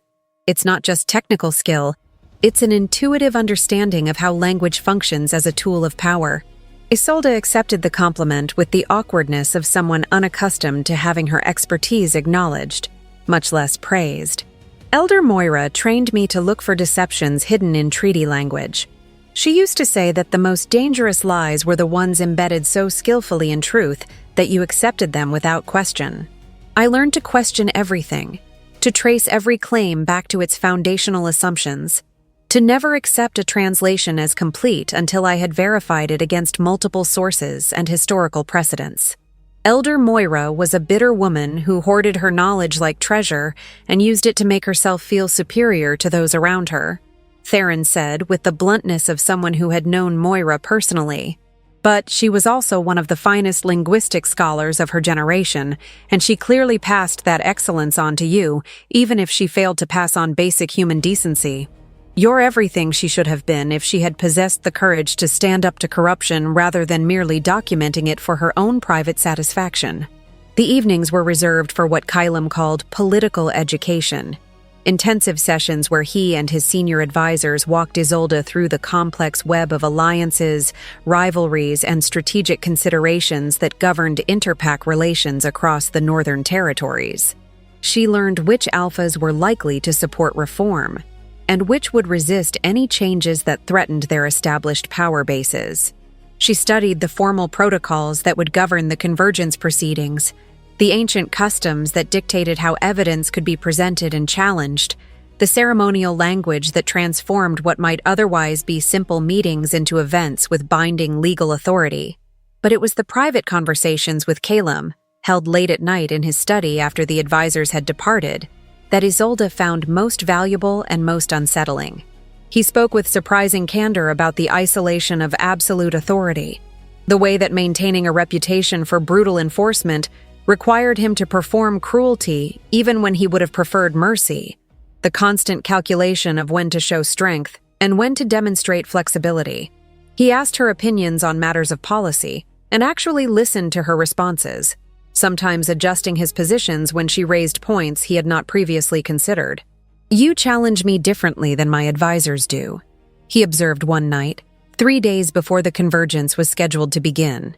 "They question my strategies and tactics, point out logistical problems or political complications I might have overlooked. But you question my underlying assumptions about what justice requires, whether my enforcement methods actually serve the principles I claim to uphold, whether there might be approaches that achieve the same ends without the same level of violence. It's uncomfortable, but it's also exactly what I need if I'm going to avoid becoming the kind of tyrant who justifies atrocities through claims of necessary enforcement." Isolde studied him across the map-covered table, this man whose reputation had terrified her before she met him, but who had proven to be far more complex than the legend suggested. "You killed dozens of people in Brightmere. You eliminated an entire pack leadership in a single night. How do you reconcile that level of violence with claims that you care about justice rather than simply enforcing your will through superior force? I don't reconcile it, Calum said quietly. I live with the weight of those deaths, and I accept that I will carry that burden for the rest of my life. But I also know that if I had simply arrested Corvin and his conspirators, demanded reparations, imposed sanctions, or pursued any of the softer approaches that more civilized territories favor, the message sent would have been that treaty violations are negotiable if you're powerful enough to make enforcement inconvenient. The next Alpha tempted to falsify sacred agreements would have calculated that the benefits outweighed the risks, and the entire framework of diplomatic trust would have continued eroding until the only thing preventing constant warfare was exhaustion, rather than any genuine commitment to lawful resolution of disputes. He stood and moved to the window, looking out over Northreach's darkened courtyards. I built my reputation on overwhelming responses specifically to create a deterrent effect that makes violence unnecessary in most situations. Other alphas know that violating sacred law in my territories doesn't result in negotiations or compromises, but in immediate, brutal consequences that cannot be mitigated through political maneuvering. That knowledge keeps most of them from testing the boundaries, which means that the deaths I've caused directly have prevented hundreds or thousands of deaths that would have resulted from conflicts I deterred. Is that justice? I honestly don't know. But it's the best approach I've found to maintaining stability in lands where mercy is too often exploited by those who view compassion as weakness. Isolde absorbed this explanation, recognizing its internal logic even as she remained troubled by the implications. What happens when someone like you, someone committed to using violence in service of principles, encounters a situation where the principled response and the violent response are in conflict? How do you decide which takes precedence? That's why I need you, Calum said, turning back to face her with an intensity that made her breath catch.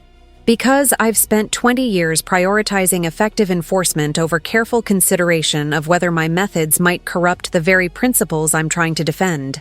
I need someone who will force me to pause before I act, who will demand that I justify my responses not just strategically but morally, who will insist that the Tempest Crown's justice serves something larger than my personal preferences or political convenience. Will you do that? Even when it's uncomfortable and I resist the challenges you raise? Yes, Isolde said without hesitation. That's exactly what I'll do. And you should know that I intend to be extremely uncomfortable to work with when I believe you're prioritizing efficiency over fairness or using violence when other approaches might achieve the same ends with less suffering. Calum's smile was brief but genuine. Good. I would be disappointed with anything less. The night before the convergence, Isolde found herself unable to sleep despite her exhaustion. She stood at the window of her chamber, watching the pre-dawn gray creep across the ash plains, her mind circling through everything that would begin with sunrise. Representatives from 17 major packs would gather in Northreach's Great Hall, the largest assembly of Northern Alpha authorities in more than a decade. She would stand before them and present evidence that implicated not just Brightmere, but potentially dozens of other packs in the systematic corruption of treaty processes that had governed the region for generations. Some would accept her testimony and support reform. Others would attempt to discredit her, to paint her as a traitor or manipulator, to protect their own interests by destroying her credibility before she could expose their complicity. A soft knock at her door preceded Kira's entrance by only seconds. The younger woman carried a bundle of formal clothing, midnight blue fabric embroidered with silver thread in patterns that Isolde recognized as ancient symbols for truth, preservation, and sacred witness. The seamstresses worked through the night to complete this, Kira said, laying the garments across the bed with careful reverence. The Alpha Sovereign wanted you to wear something that clearly identified you as Voice of Accord when you present testimony today. The colors and symbols carry specific meaning in formal convergence protocols.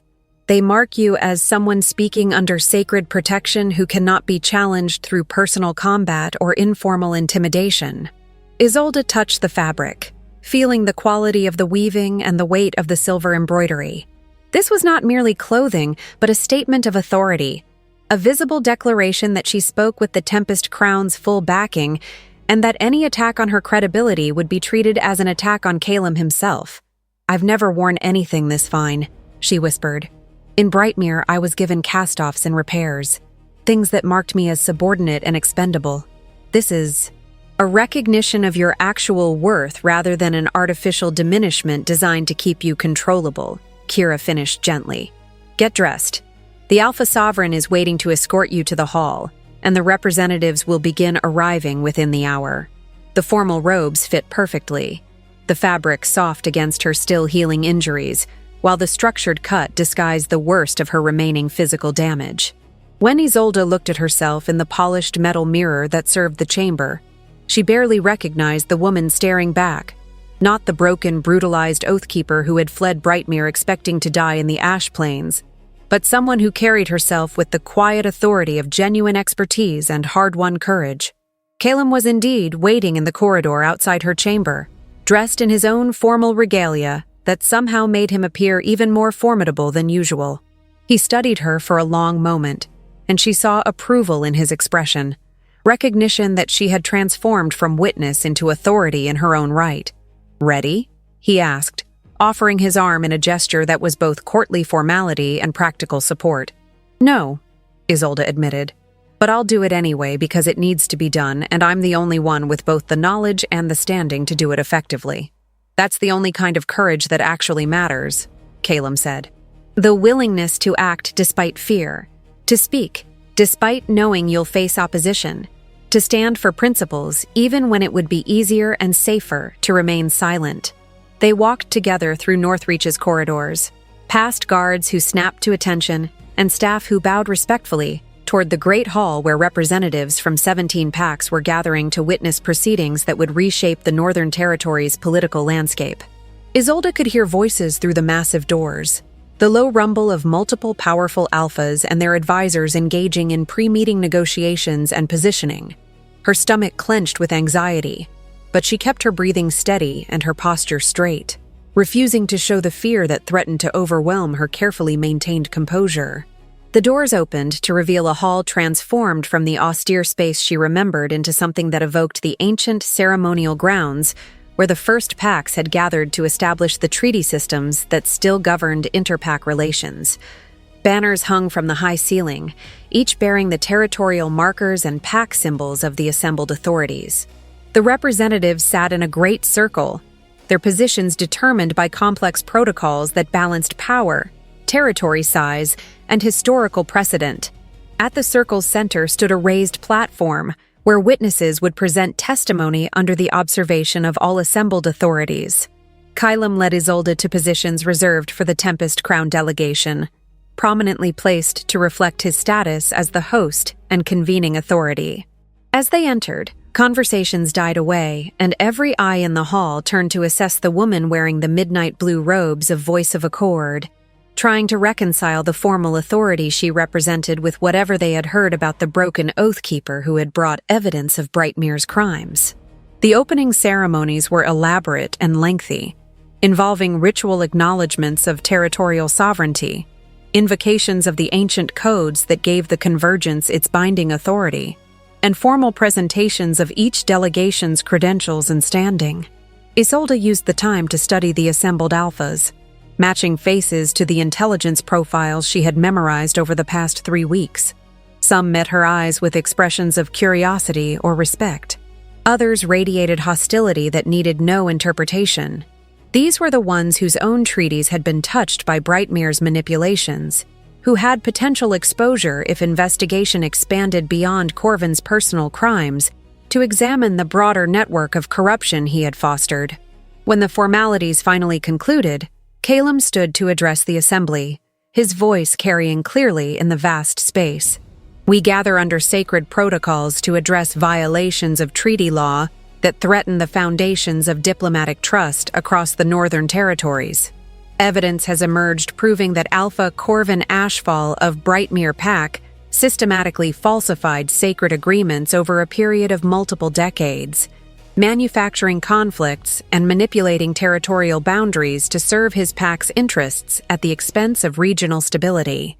This evidence was brought to my attention by Oathkeeper Isolde Rivenoak, who serves as my voice of accord and who will present testimony under sacred witness protections that bind all assembled authorities to respect her person and her words, regardless of the political implications of what she reveals. He gestured for Isolde to take the central platform, and she rose on legs that trembled slightly despite her determination to project confidence. The walk to the platform felt impossibly long, but she reached it without stumbling and turned to face the assembled circle of power with her chin raised and her voice steady. Honored alphas and representatives, I come before you as an oath keeper trained to preserve the integrity of sacred treaties and to ensure that diplomatic agreements serve their intended purposes rather than being corrupted by those with power and influence. What I discovered in Brightmere's archives was a systematic pattern of falsification that extends back nearly 30 years and touches approximately 63 separate treaties involving 22 different pacts. Alpha Corvin did not merely manipulate a few boundary markers or misrepresent minor resource claims. He created an entire shadow network of false agreements designed to manufacture conflicts that he could then mediate for profit and political influence, positioning himself as an impartial arbiter while actually serving as the architect of the very disputes he claimed to be resolving. She paused, letting this sink in, watching as several representatives exchanged uncomfortable glances that suggested they were beginning to suspect the scale of what she was about to reveal. Then she launched into a detailed presentation of the evidence, walking the assembly through specific treaties, explaining the linguistic techniques Corvin had used to create ambiguity, demonstrating how seemingly minor changes to boundary descriptions had created overlapping territorial claims that inevitably led to conflict. For 3 hours she spoke, her voice never wavering despite the growing tension in the hall, presenting document after verified document that built an irrefutable case of corruption so extensive it had destabilized the entire region. Senior Archivist Theron supported her testimony with independent verification of her translations, while Commander Celine provided military analysis of how the falsified treaties had contributed to specific conflicts that had cost hundreds of lives over the years. When she finally concluded and stepped down from the platform, the hall erupted in chaotic argument. Some alphas immediately moved to support formal sanctions against anyone complicit in the corruption. Others attempted to minimize the implications, arguing that most of the affected parties had negotiated in good faith and should not be held responsible for Corvin's deceptions. Still others sought to discredit Isolde's testimony through technical challenges to her translations or questions about her motivations in bringing evidence against her own pack. It was this final group that produced the most serious challenge when Alpha Marcus Thornwood of the Iron Peak Pack stood to address the assembly with barely concealed hostility. We are asked to accept the testimony of a woman who betrayed her own alpha and brought evidence to a foreign power, rather than resolving disputes through proper channels within her own pack hierarchy. How do we know she didn't falsify or manipulate the documents she claims to have discovered? How do we know her interpretations are accurate rather than deliberately crafted to justify the brutal response that eliminated Brightmere's leadership before they could defend themselves against these accusations? Before Isolde could respond, Kylum rose with an expression that promised violence to anyone who continued that line of attack. You question the credibility of my voice of accord, Alpha Thornwood. You suggest she manufactured evidence of crimes that were verified by multiple independent scholars? Perhaps you object so strenuously because your own treaties with Brightmere contain irregularities you would prefer remained unexamined? The threat was barely veiled, and Thornwood had the intelligence to recognize when he was outmatched. But another alpha, a woman named Sylvia Darkwater, whose territory bordered Brightmere to the east, took up the challenge with more sophistication. No one questions the validity of the evidence, Alpha Draverin. What concerns some of us is the precedent being established here, that subordinate pack members can bring accusations against their own leadership to foreign authorities and receive protection rather than being held accountable for violating pack loyalty. What prevents this from becoming a tool for ambitious wolves to eliminate their alphas by manufacturing evidence and seeking support from stronger neighboring packs? It was a clever argument, Isolde had to admit, one that reframed the issue from Corvin's crimes to the broader implications of her actions. If other alphas accepted that Oath Keepers and other specialized roles had legitimate authority to challenge their leaders when sacred duties were violated, it undermined the absolute nature of alpha authority that many of them relied upon to maintain control over their packs. Isolde stepped forward again, not waiting for permission to speak. Alpha Darkwater raises an important concern about the potential for abuse of the process I initiated. I would suggest that the distinction lies in the nature of the violations reported and the evidence supporting those claims. I did not bring personal grievances or political disagreements to a foreign authority. I brought documented proof of systematic violations of sacred treaties, crimes that threatened the foundations of diplomatic trust across multiple territories. Those documents have been verified by independent scholars who had no connection to either Brightmere or the Tempest Crown. The process was transparent and subject to rigorous verification specifically to prevent the kind of abuse you fear. She paused, gathering courage for the next part.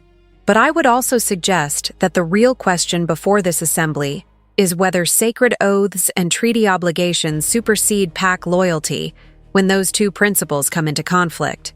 As an Oath Keeper, I swore to preserve the integrity of diplomatic agreements honestly and without regard for political convenience.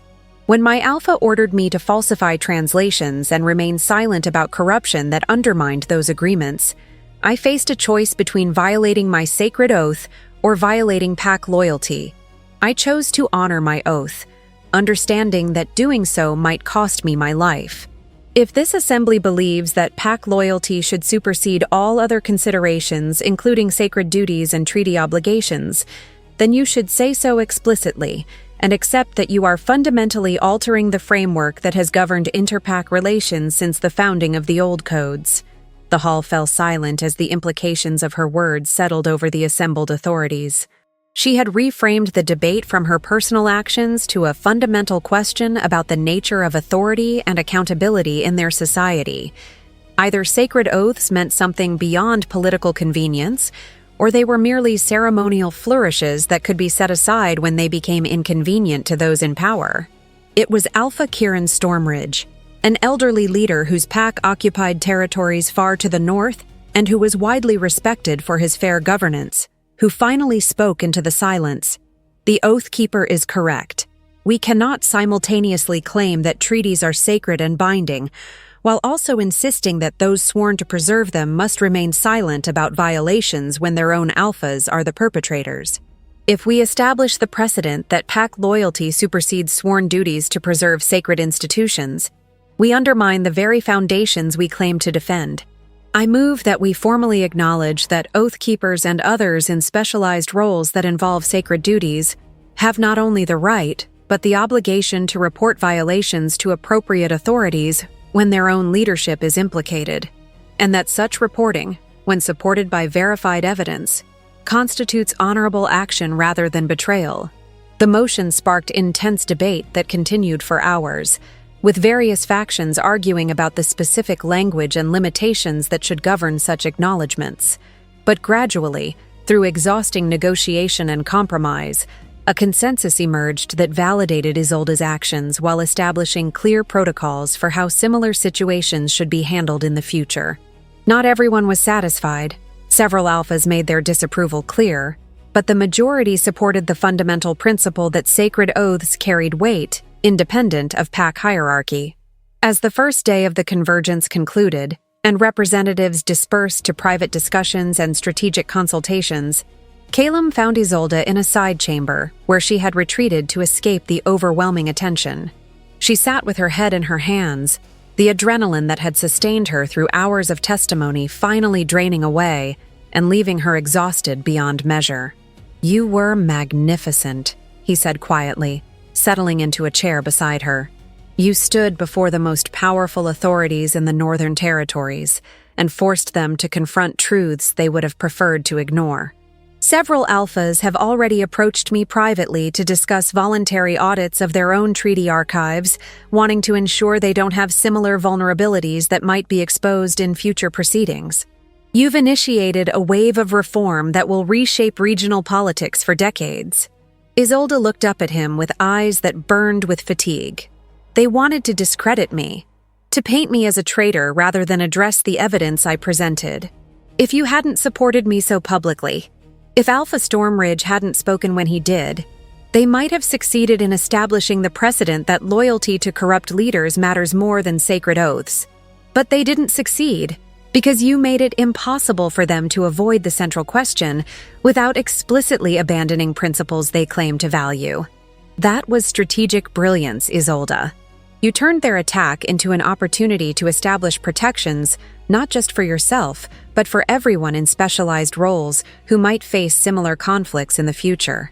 He reached out and gently touched her shoulder, the healed one, with surprising tenderness. I told you that you would challenge me in ways I found uncomfortable. I didn't fully appreciate that you would also challenge the entire power structure of the Northern Territories, with the same unflinching commitment to principles over convenience. They sat in comfortable silence for several minutes, the weight of the day's proceedings settling over them. Finally, Isolde spoke again, her voice soft with a vulnerability she rarely allowed herself to show. What happens now? After the convergence concludes and everyone returns to their territories, what happens to me? Do I remain here as your voice of accord? Or was that simply a tactical position created to protect me during the proceedings? Calum turned to face her fully, his gray eyes intense in the dim light. That depends entirely on what you want. The position is real and carries genuine authority within my court. If you choose to stay, you will have meaningful influence over how justice is administered in the Tempest Crown territories. You will be safe, respected, and valued for your expertise. But you will also be bound to the harsh realities of frontier governance, required to make difficult decisions that balance principles against practical necessities, forced to live with the consequences of enforcement actions that you helped authorize. He paused, and when he continued, his voice carried a weight of something that might have been hope, or might have been loneliness finally acknowledged. Or, if you prefer, I can arrange for you to settle in any territory in the northern region, provide you with resources and protection sufficient to build a new life away from both Brightmere and Northreach. You have earned that option through what you've already accomplished. You are not obligated to remain simply because I offered you a position during a crisis. Isolde considered his words carefully, thinking about the various futures laid out before her. She could leave, start fresh somewhere that held no memories of brutalization or the weight of decisions that had cost dozens of lives. She could return to quiet scholarship, preserving treaties without the burden of enforcing them. She could fade into peaceful obscurity, remembered only by historians who studied the convergence proceedings decades hence. Or she could stay in Northreach beside a man who had proven to be far more complex than his reputation suggested, who valued her expertise and principles enough to elevate her to genuine authority, who challenged her assumptions while allowing her to challenge his. She could continue the work of reforming how justice functioned in territories that desperately needed someone willing to insist that harsh enforcement serve principles rather than simply enforce the preferences of those with power. I'll stay, she said finally, not because I'm afraid to leave or because I think I owe you something for protecting me. I'll stay because the work we're doing here matters, because someone needs to ensure that the Tempest Crown's justice remains honest as well as harsh, because I believe we can accomplish things together that neither of us could manage separately. But I need you to understand that I will challenge you constantly, that I will push back against decisions I believe are wrong, that I will insist on processes and considerations you find frustratingly slow when you want immediate action. Calum's smile transformed his face into something that made Isolde's breath catch, the harsh lines of command softening into genuine warmth. I wouldn't want it any other way. Welcome home, Isolde Rivenoak, voice of accord for the Tempest Crown. I suspect we're going to drive each other absolutely mad with frustration, but I also suspect we're going to build something remarkable together. He stood and offered his hand to help her up, and Isolde took it, feeling the calloused strength that had killed on her behalf, but also the surprising gentleness with which he supported her still healing body. They walked together back toward the main hall where the convergence would resume the following day, past guards who nodded respectfully and staff who smiled with genuine welcome, through corridors that no longer felt alien and threatening, but had begun to feel, impossibly, like home.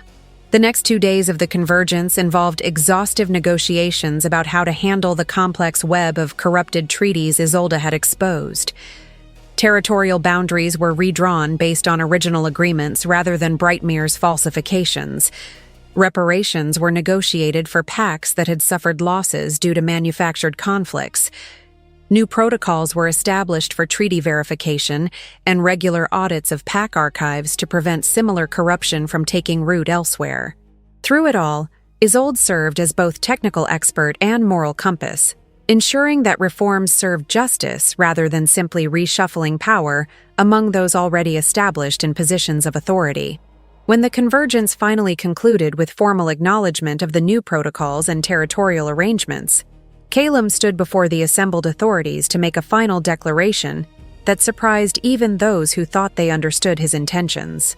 Before we disperse, I wish to formally claim Isolde Rivenoak as Queen and Voice of Accord for the Tempest Crown, recognized under the old codes as bearing full authority to speak in my name on matters of treaty interpretation, sacred law, and the administration of justice within my territories. This is not a ceremonial title, but a genuine sharing of power with someone who has proven herself worthy of such trust through her unwavering commitment to principles that transcend political convenience. Any alpha who wishes to challenge this claim may do so under the traditional protocols, understanding that such challenge will be met with the full force of my authority. The hall fell silent as the implications registered. This was more than protection or gratitude. It was a genuine elevation to co-equal status in matters of law and justice. A declaration that Isolde's moral authority matched Calum's military and political power. Several alphas looked like they wanted to object, but understood that challenging Calum on this point would mean facing him in combat, a prospect that even the most ambitious found unappealing. Alpha Stormridge was the first to stand in acknowledgement, his voice carrying clearly across the hall. The Northreach territories recognize Isolde Rivenoak as Queen and Voice of Accord, and we acknowledge her authority in matters of sacred law and treaty interpretation. May her wisdom guide the Tempest Crown toward justice that serves principles rather than simply enforcing power. One by one, the other representatives stood in acknowledgement, some enthusiastic and others grudging, until the entire assembly had formally recognized Isolde's new status. She stood beside Calum on the elevated platform, wearing the midnight blue robes that marked her authority, and felt the weight of responsibility settling over her like a physical presence. This was real, binding, a commitment that would shape the rest of her life in ways she could not fully anticipate. But looking out over the assembled authorities who had just acknowledged her right to challenge their decisions and demand adherence to principles they might prefer to ignore, Isolde felt something she had not experienced since her parents died. A sense of purpose that went beyond mere survival. A conviction that her life would matter for something larger than her own comfort or safety. A certainty that she had found the place where her skills and principles could make a genuine difference in a world that desperately needed people willing to insist that sacred oaths meant something beyond political convenience. That night, after the last delegates had departed, and Northreach settled into exhausted celebration of successful proceedings, Calum and Isolde stood together on the fortress walls watching the stars emerge over the ash plains. The wind carried the scent of volcanic soil and distant forests, cold and clean and somehow hopeful, despite the harshness of the landscape. "Are you ready for what comes next?" Calum asked quietly. "The real work begins now. Implementing the reforms we negotiated, enforcing the new protocols, dealing with the inevitable attempts to circumvent or undermine what we've established. It's going to be exhausting and frustrating and probably dangerous when certain parties decide we've become enough of a threat to their interests that we need to be eliminated." Isolde looked out over the territories she had committed to serving, thinking about the Oathkeepers and other specialized wolves who would benefit from the protections they had established. The treaties that would be preserved honestly because verification processes now existed to catch falsifications, the conflicts that might be prevented because diplomatic trust had been restored through transparent reform. "I'm ready," she said. "Not because I think it will be easy, or because I'm confident I won't make mistakes. I'm ready because it's the right work to be doing, because sacred oaths matter, and someone needs to ensure they're enforced honestly. Because you need someone willing to challenge you when power becomes its own justification rather than a tool for serving principles. Calum was quiet for a long moment, his profile stark against the starlit sky. When he finally spoke, his voice carried a vulnerability she had not heard before. I've spent 20 years building a reputation for absolute enforcement, becoming the kind of alpha that others fear rather than respect, making decisions that cost lives because hesitation in these territories means weakness, and weakness means death. You've made me question whether that approach serves justice or simply perpetuates cycles of violence justified through claims of necessary enforcement. I'm not sure I can be who you need me to be. Someone who pauses to consider alternatives before acting, who prioritizes fairness over efficiency, who accepts vulnerability as the price of genuine justice. Isolde turned to face him fully, seeing past the legendary reputation to the man beneath who carried burdens he had never been permitted to share with anyone who might understand their weight. I'm not asking you to stop being who you are. I'm asking you to let me help you ensure that who you are serves something larger than simply your own judgment about what's necessary. You don't have to carry the weight of these decisions alone anymore. That's what having a voice of accord means. Someone to share the burden of ensuring that harsh enforcement serves honest principles, rather than just efficient outcomes. Something shifted in Calum's expression, the armor of absolute command cracking just enough to reveal the exhaustion and loneliness that lived beneath it. He reached out and pulled Isolde into an embrace that was more desperation than romance. The gesture of someone who had finally found something he had not realized he needed desperately enough to risk the vulnerability of admitting he needed anything at all. "Thank you," he whispered against her hair.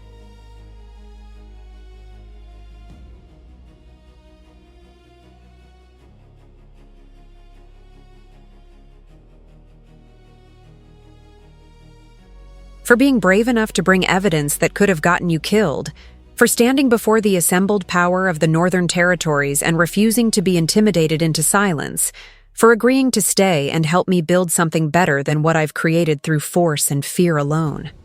I don't deserve you, but I'm grateful beyond words that you're here anyway.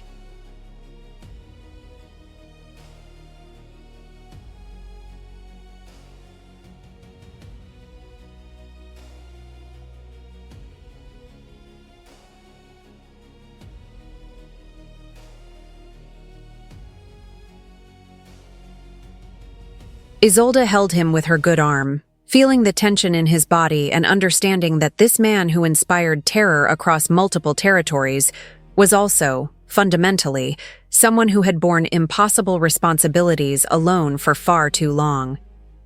"We'll figure it out together," she said softly. "Make mistakes and learn from them. Challenge each other when we're wrong.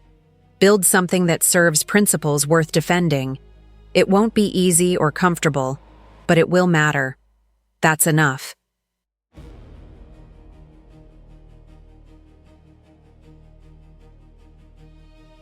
They stood together on the walls of Northreach as the night deepened around them. Two people who had found each other through violence and desperation, but who had chosen to transform that into something that might, with work and commitment and stubborn refusal to accept that power had to corrupt, become justice that was both harsh and honest.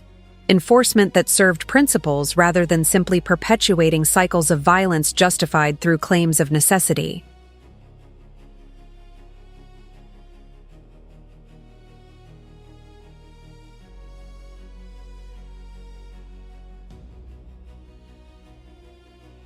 Below them, the Tempest-Crown territories stretched out into darkness, harsh lands that demanded strength, but that could perhaps also learn to value wisdom, fairness, and the kind of courage that insisted sacred oaths mattered more than political convenience. It would take years to implement the reforms they had initiated at the Convergence, decades to change the culture of frontier governance from rule through fear to genuine justice backed by both force and principle.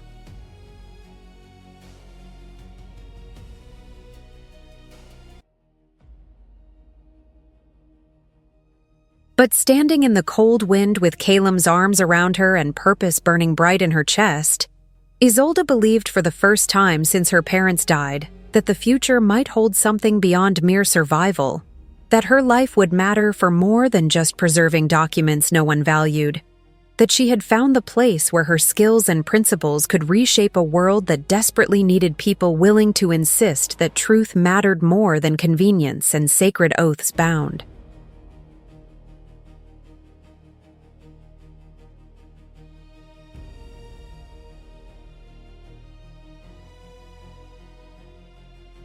Everyone equally regardless of their power or position.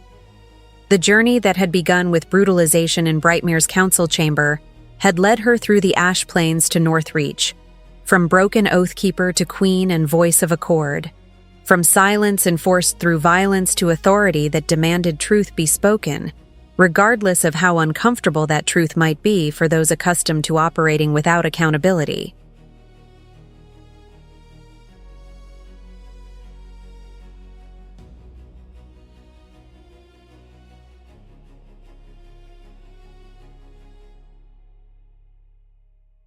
It was not the ending she would have imagined when she packed Elder Moira's documents into her travel sack and set out toward territory ruled by an alpha whose name inspired terror.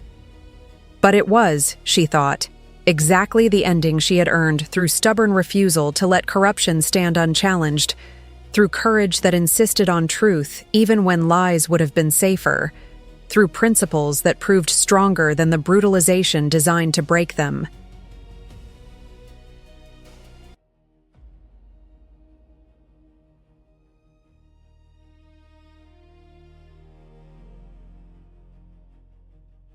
And perhaps more than that, it was not an ending at all, but a beginning. The first chapter of a partnership that would reshape the Northern Territory's understanding of what justice could mean when enforced by someone willing to wield power in service of principles that transcended the convenient claims of those who had grown comfortable with authority, unchallenged by genuine accountability.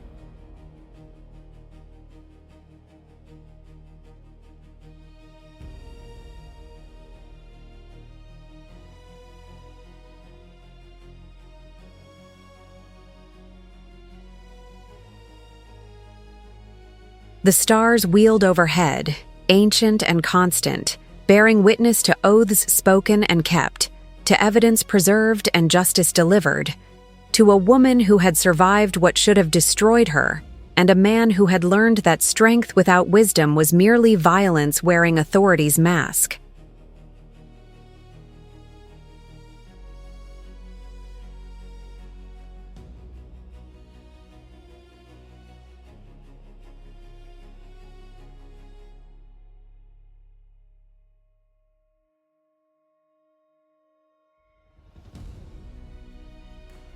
Together, they would build something worth the cost it had taken to reach this moment, a court where sacred oaths mattered, where treaties were preserved honestly, where those who abused power faced consequences regardless of their political influence or historical authority. It would be hard work, demanding and dangerous and frequently frustrating.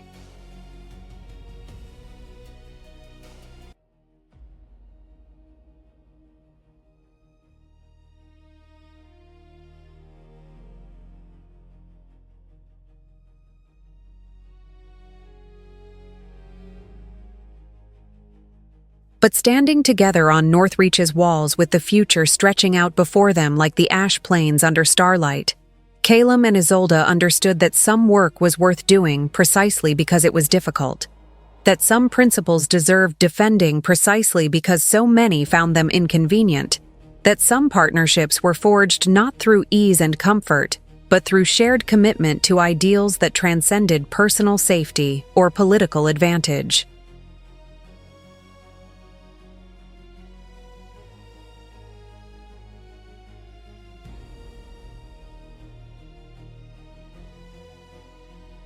The wind carried the scent of change across territories that had known only harsh enforcement for too long, bringing with it the possibility that justice might evolve into something that served truth as well as order, compassion as well as strength, principles as well as power.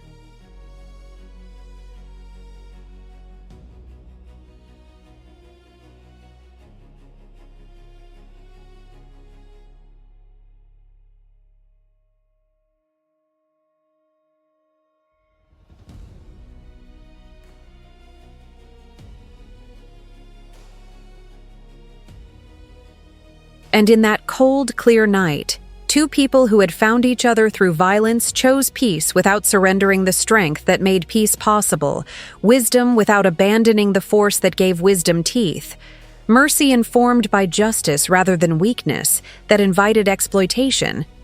It was enough. It was more than enough.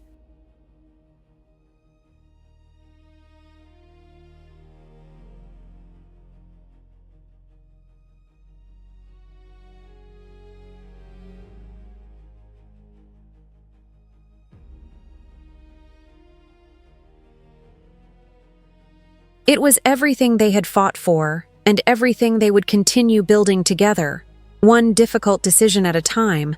For as long as they both drew breath and held fast to the conviction that sacred oaths mattered more than the convenience of those who would corrupt them, the future awaited, harsh and demanding and full of challenges that would test them both.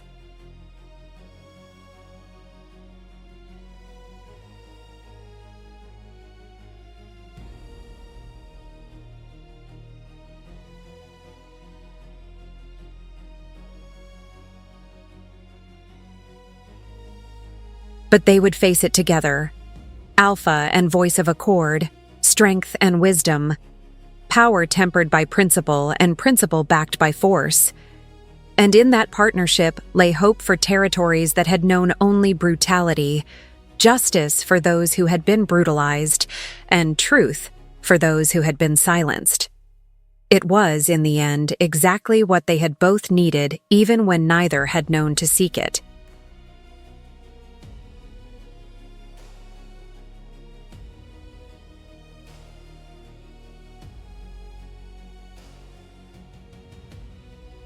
And it was more than sufficient foundation for building the kind of court that legends would speak of for generations, where truth was valued over convenience, sacred oaths were enforced honestly, and those who preserved principles despite threats to their lives were elevated rather than eliminated for their inconvenient courage.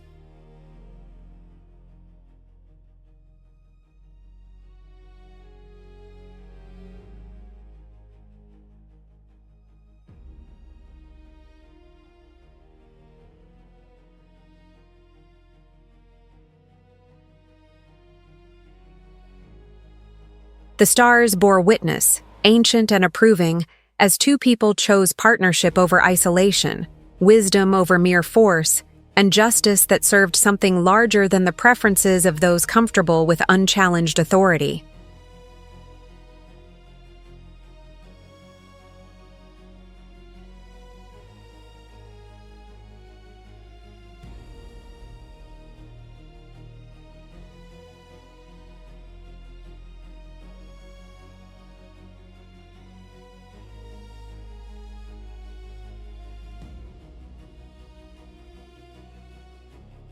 And in that choice lay transformation for territories that had needed it desperately, hope for wolves who had survived despite systems designed to break them, and proof that some stories, however they begin in darkness and violence, can end in light if those telling them refuse to accept that power must corrupt and strength cannot coexist with mercy. This was that story. This was that ending. This was that beginning. And it was, finally and completely, enough.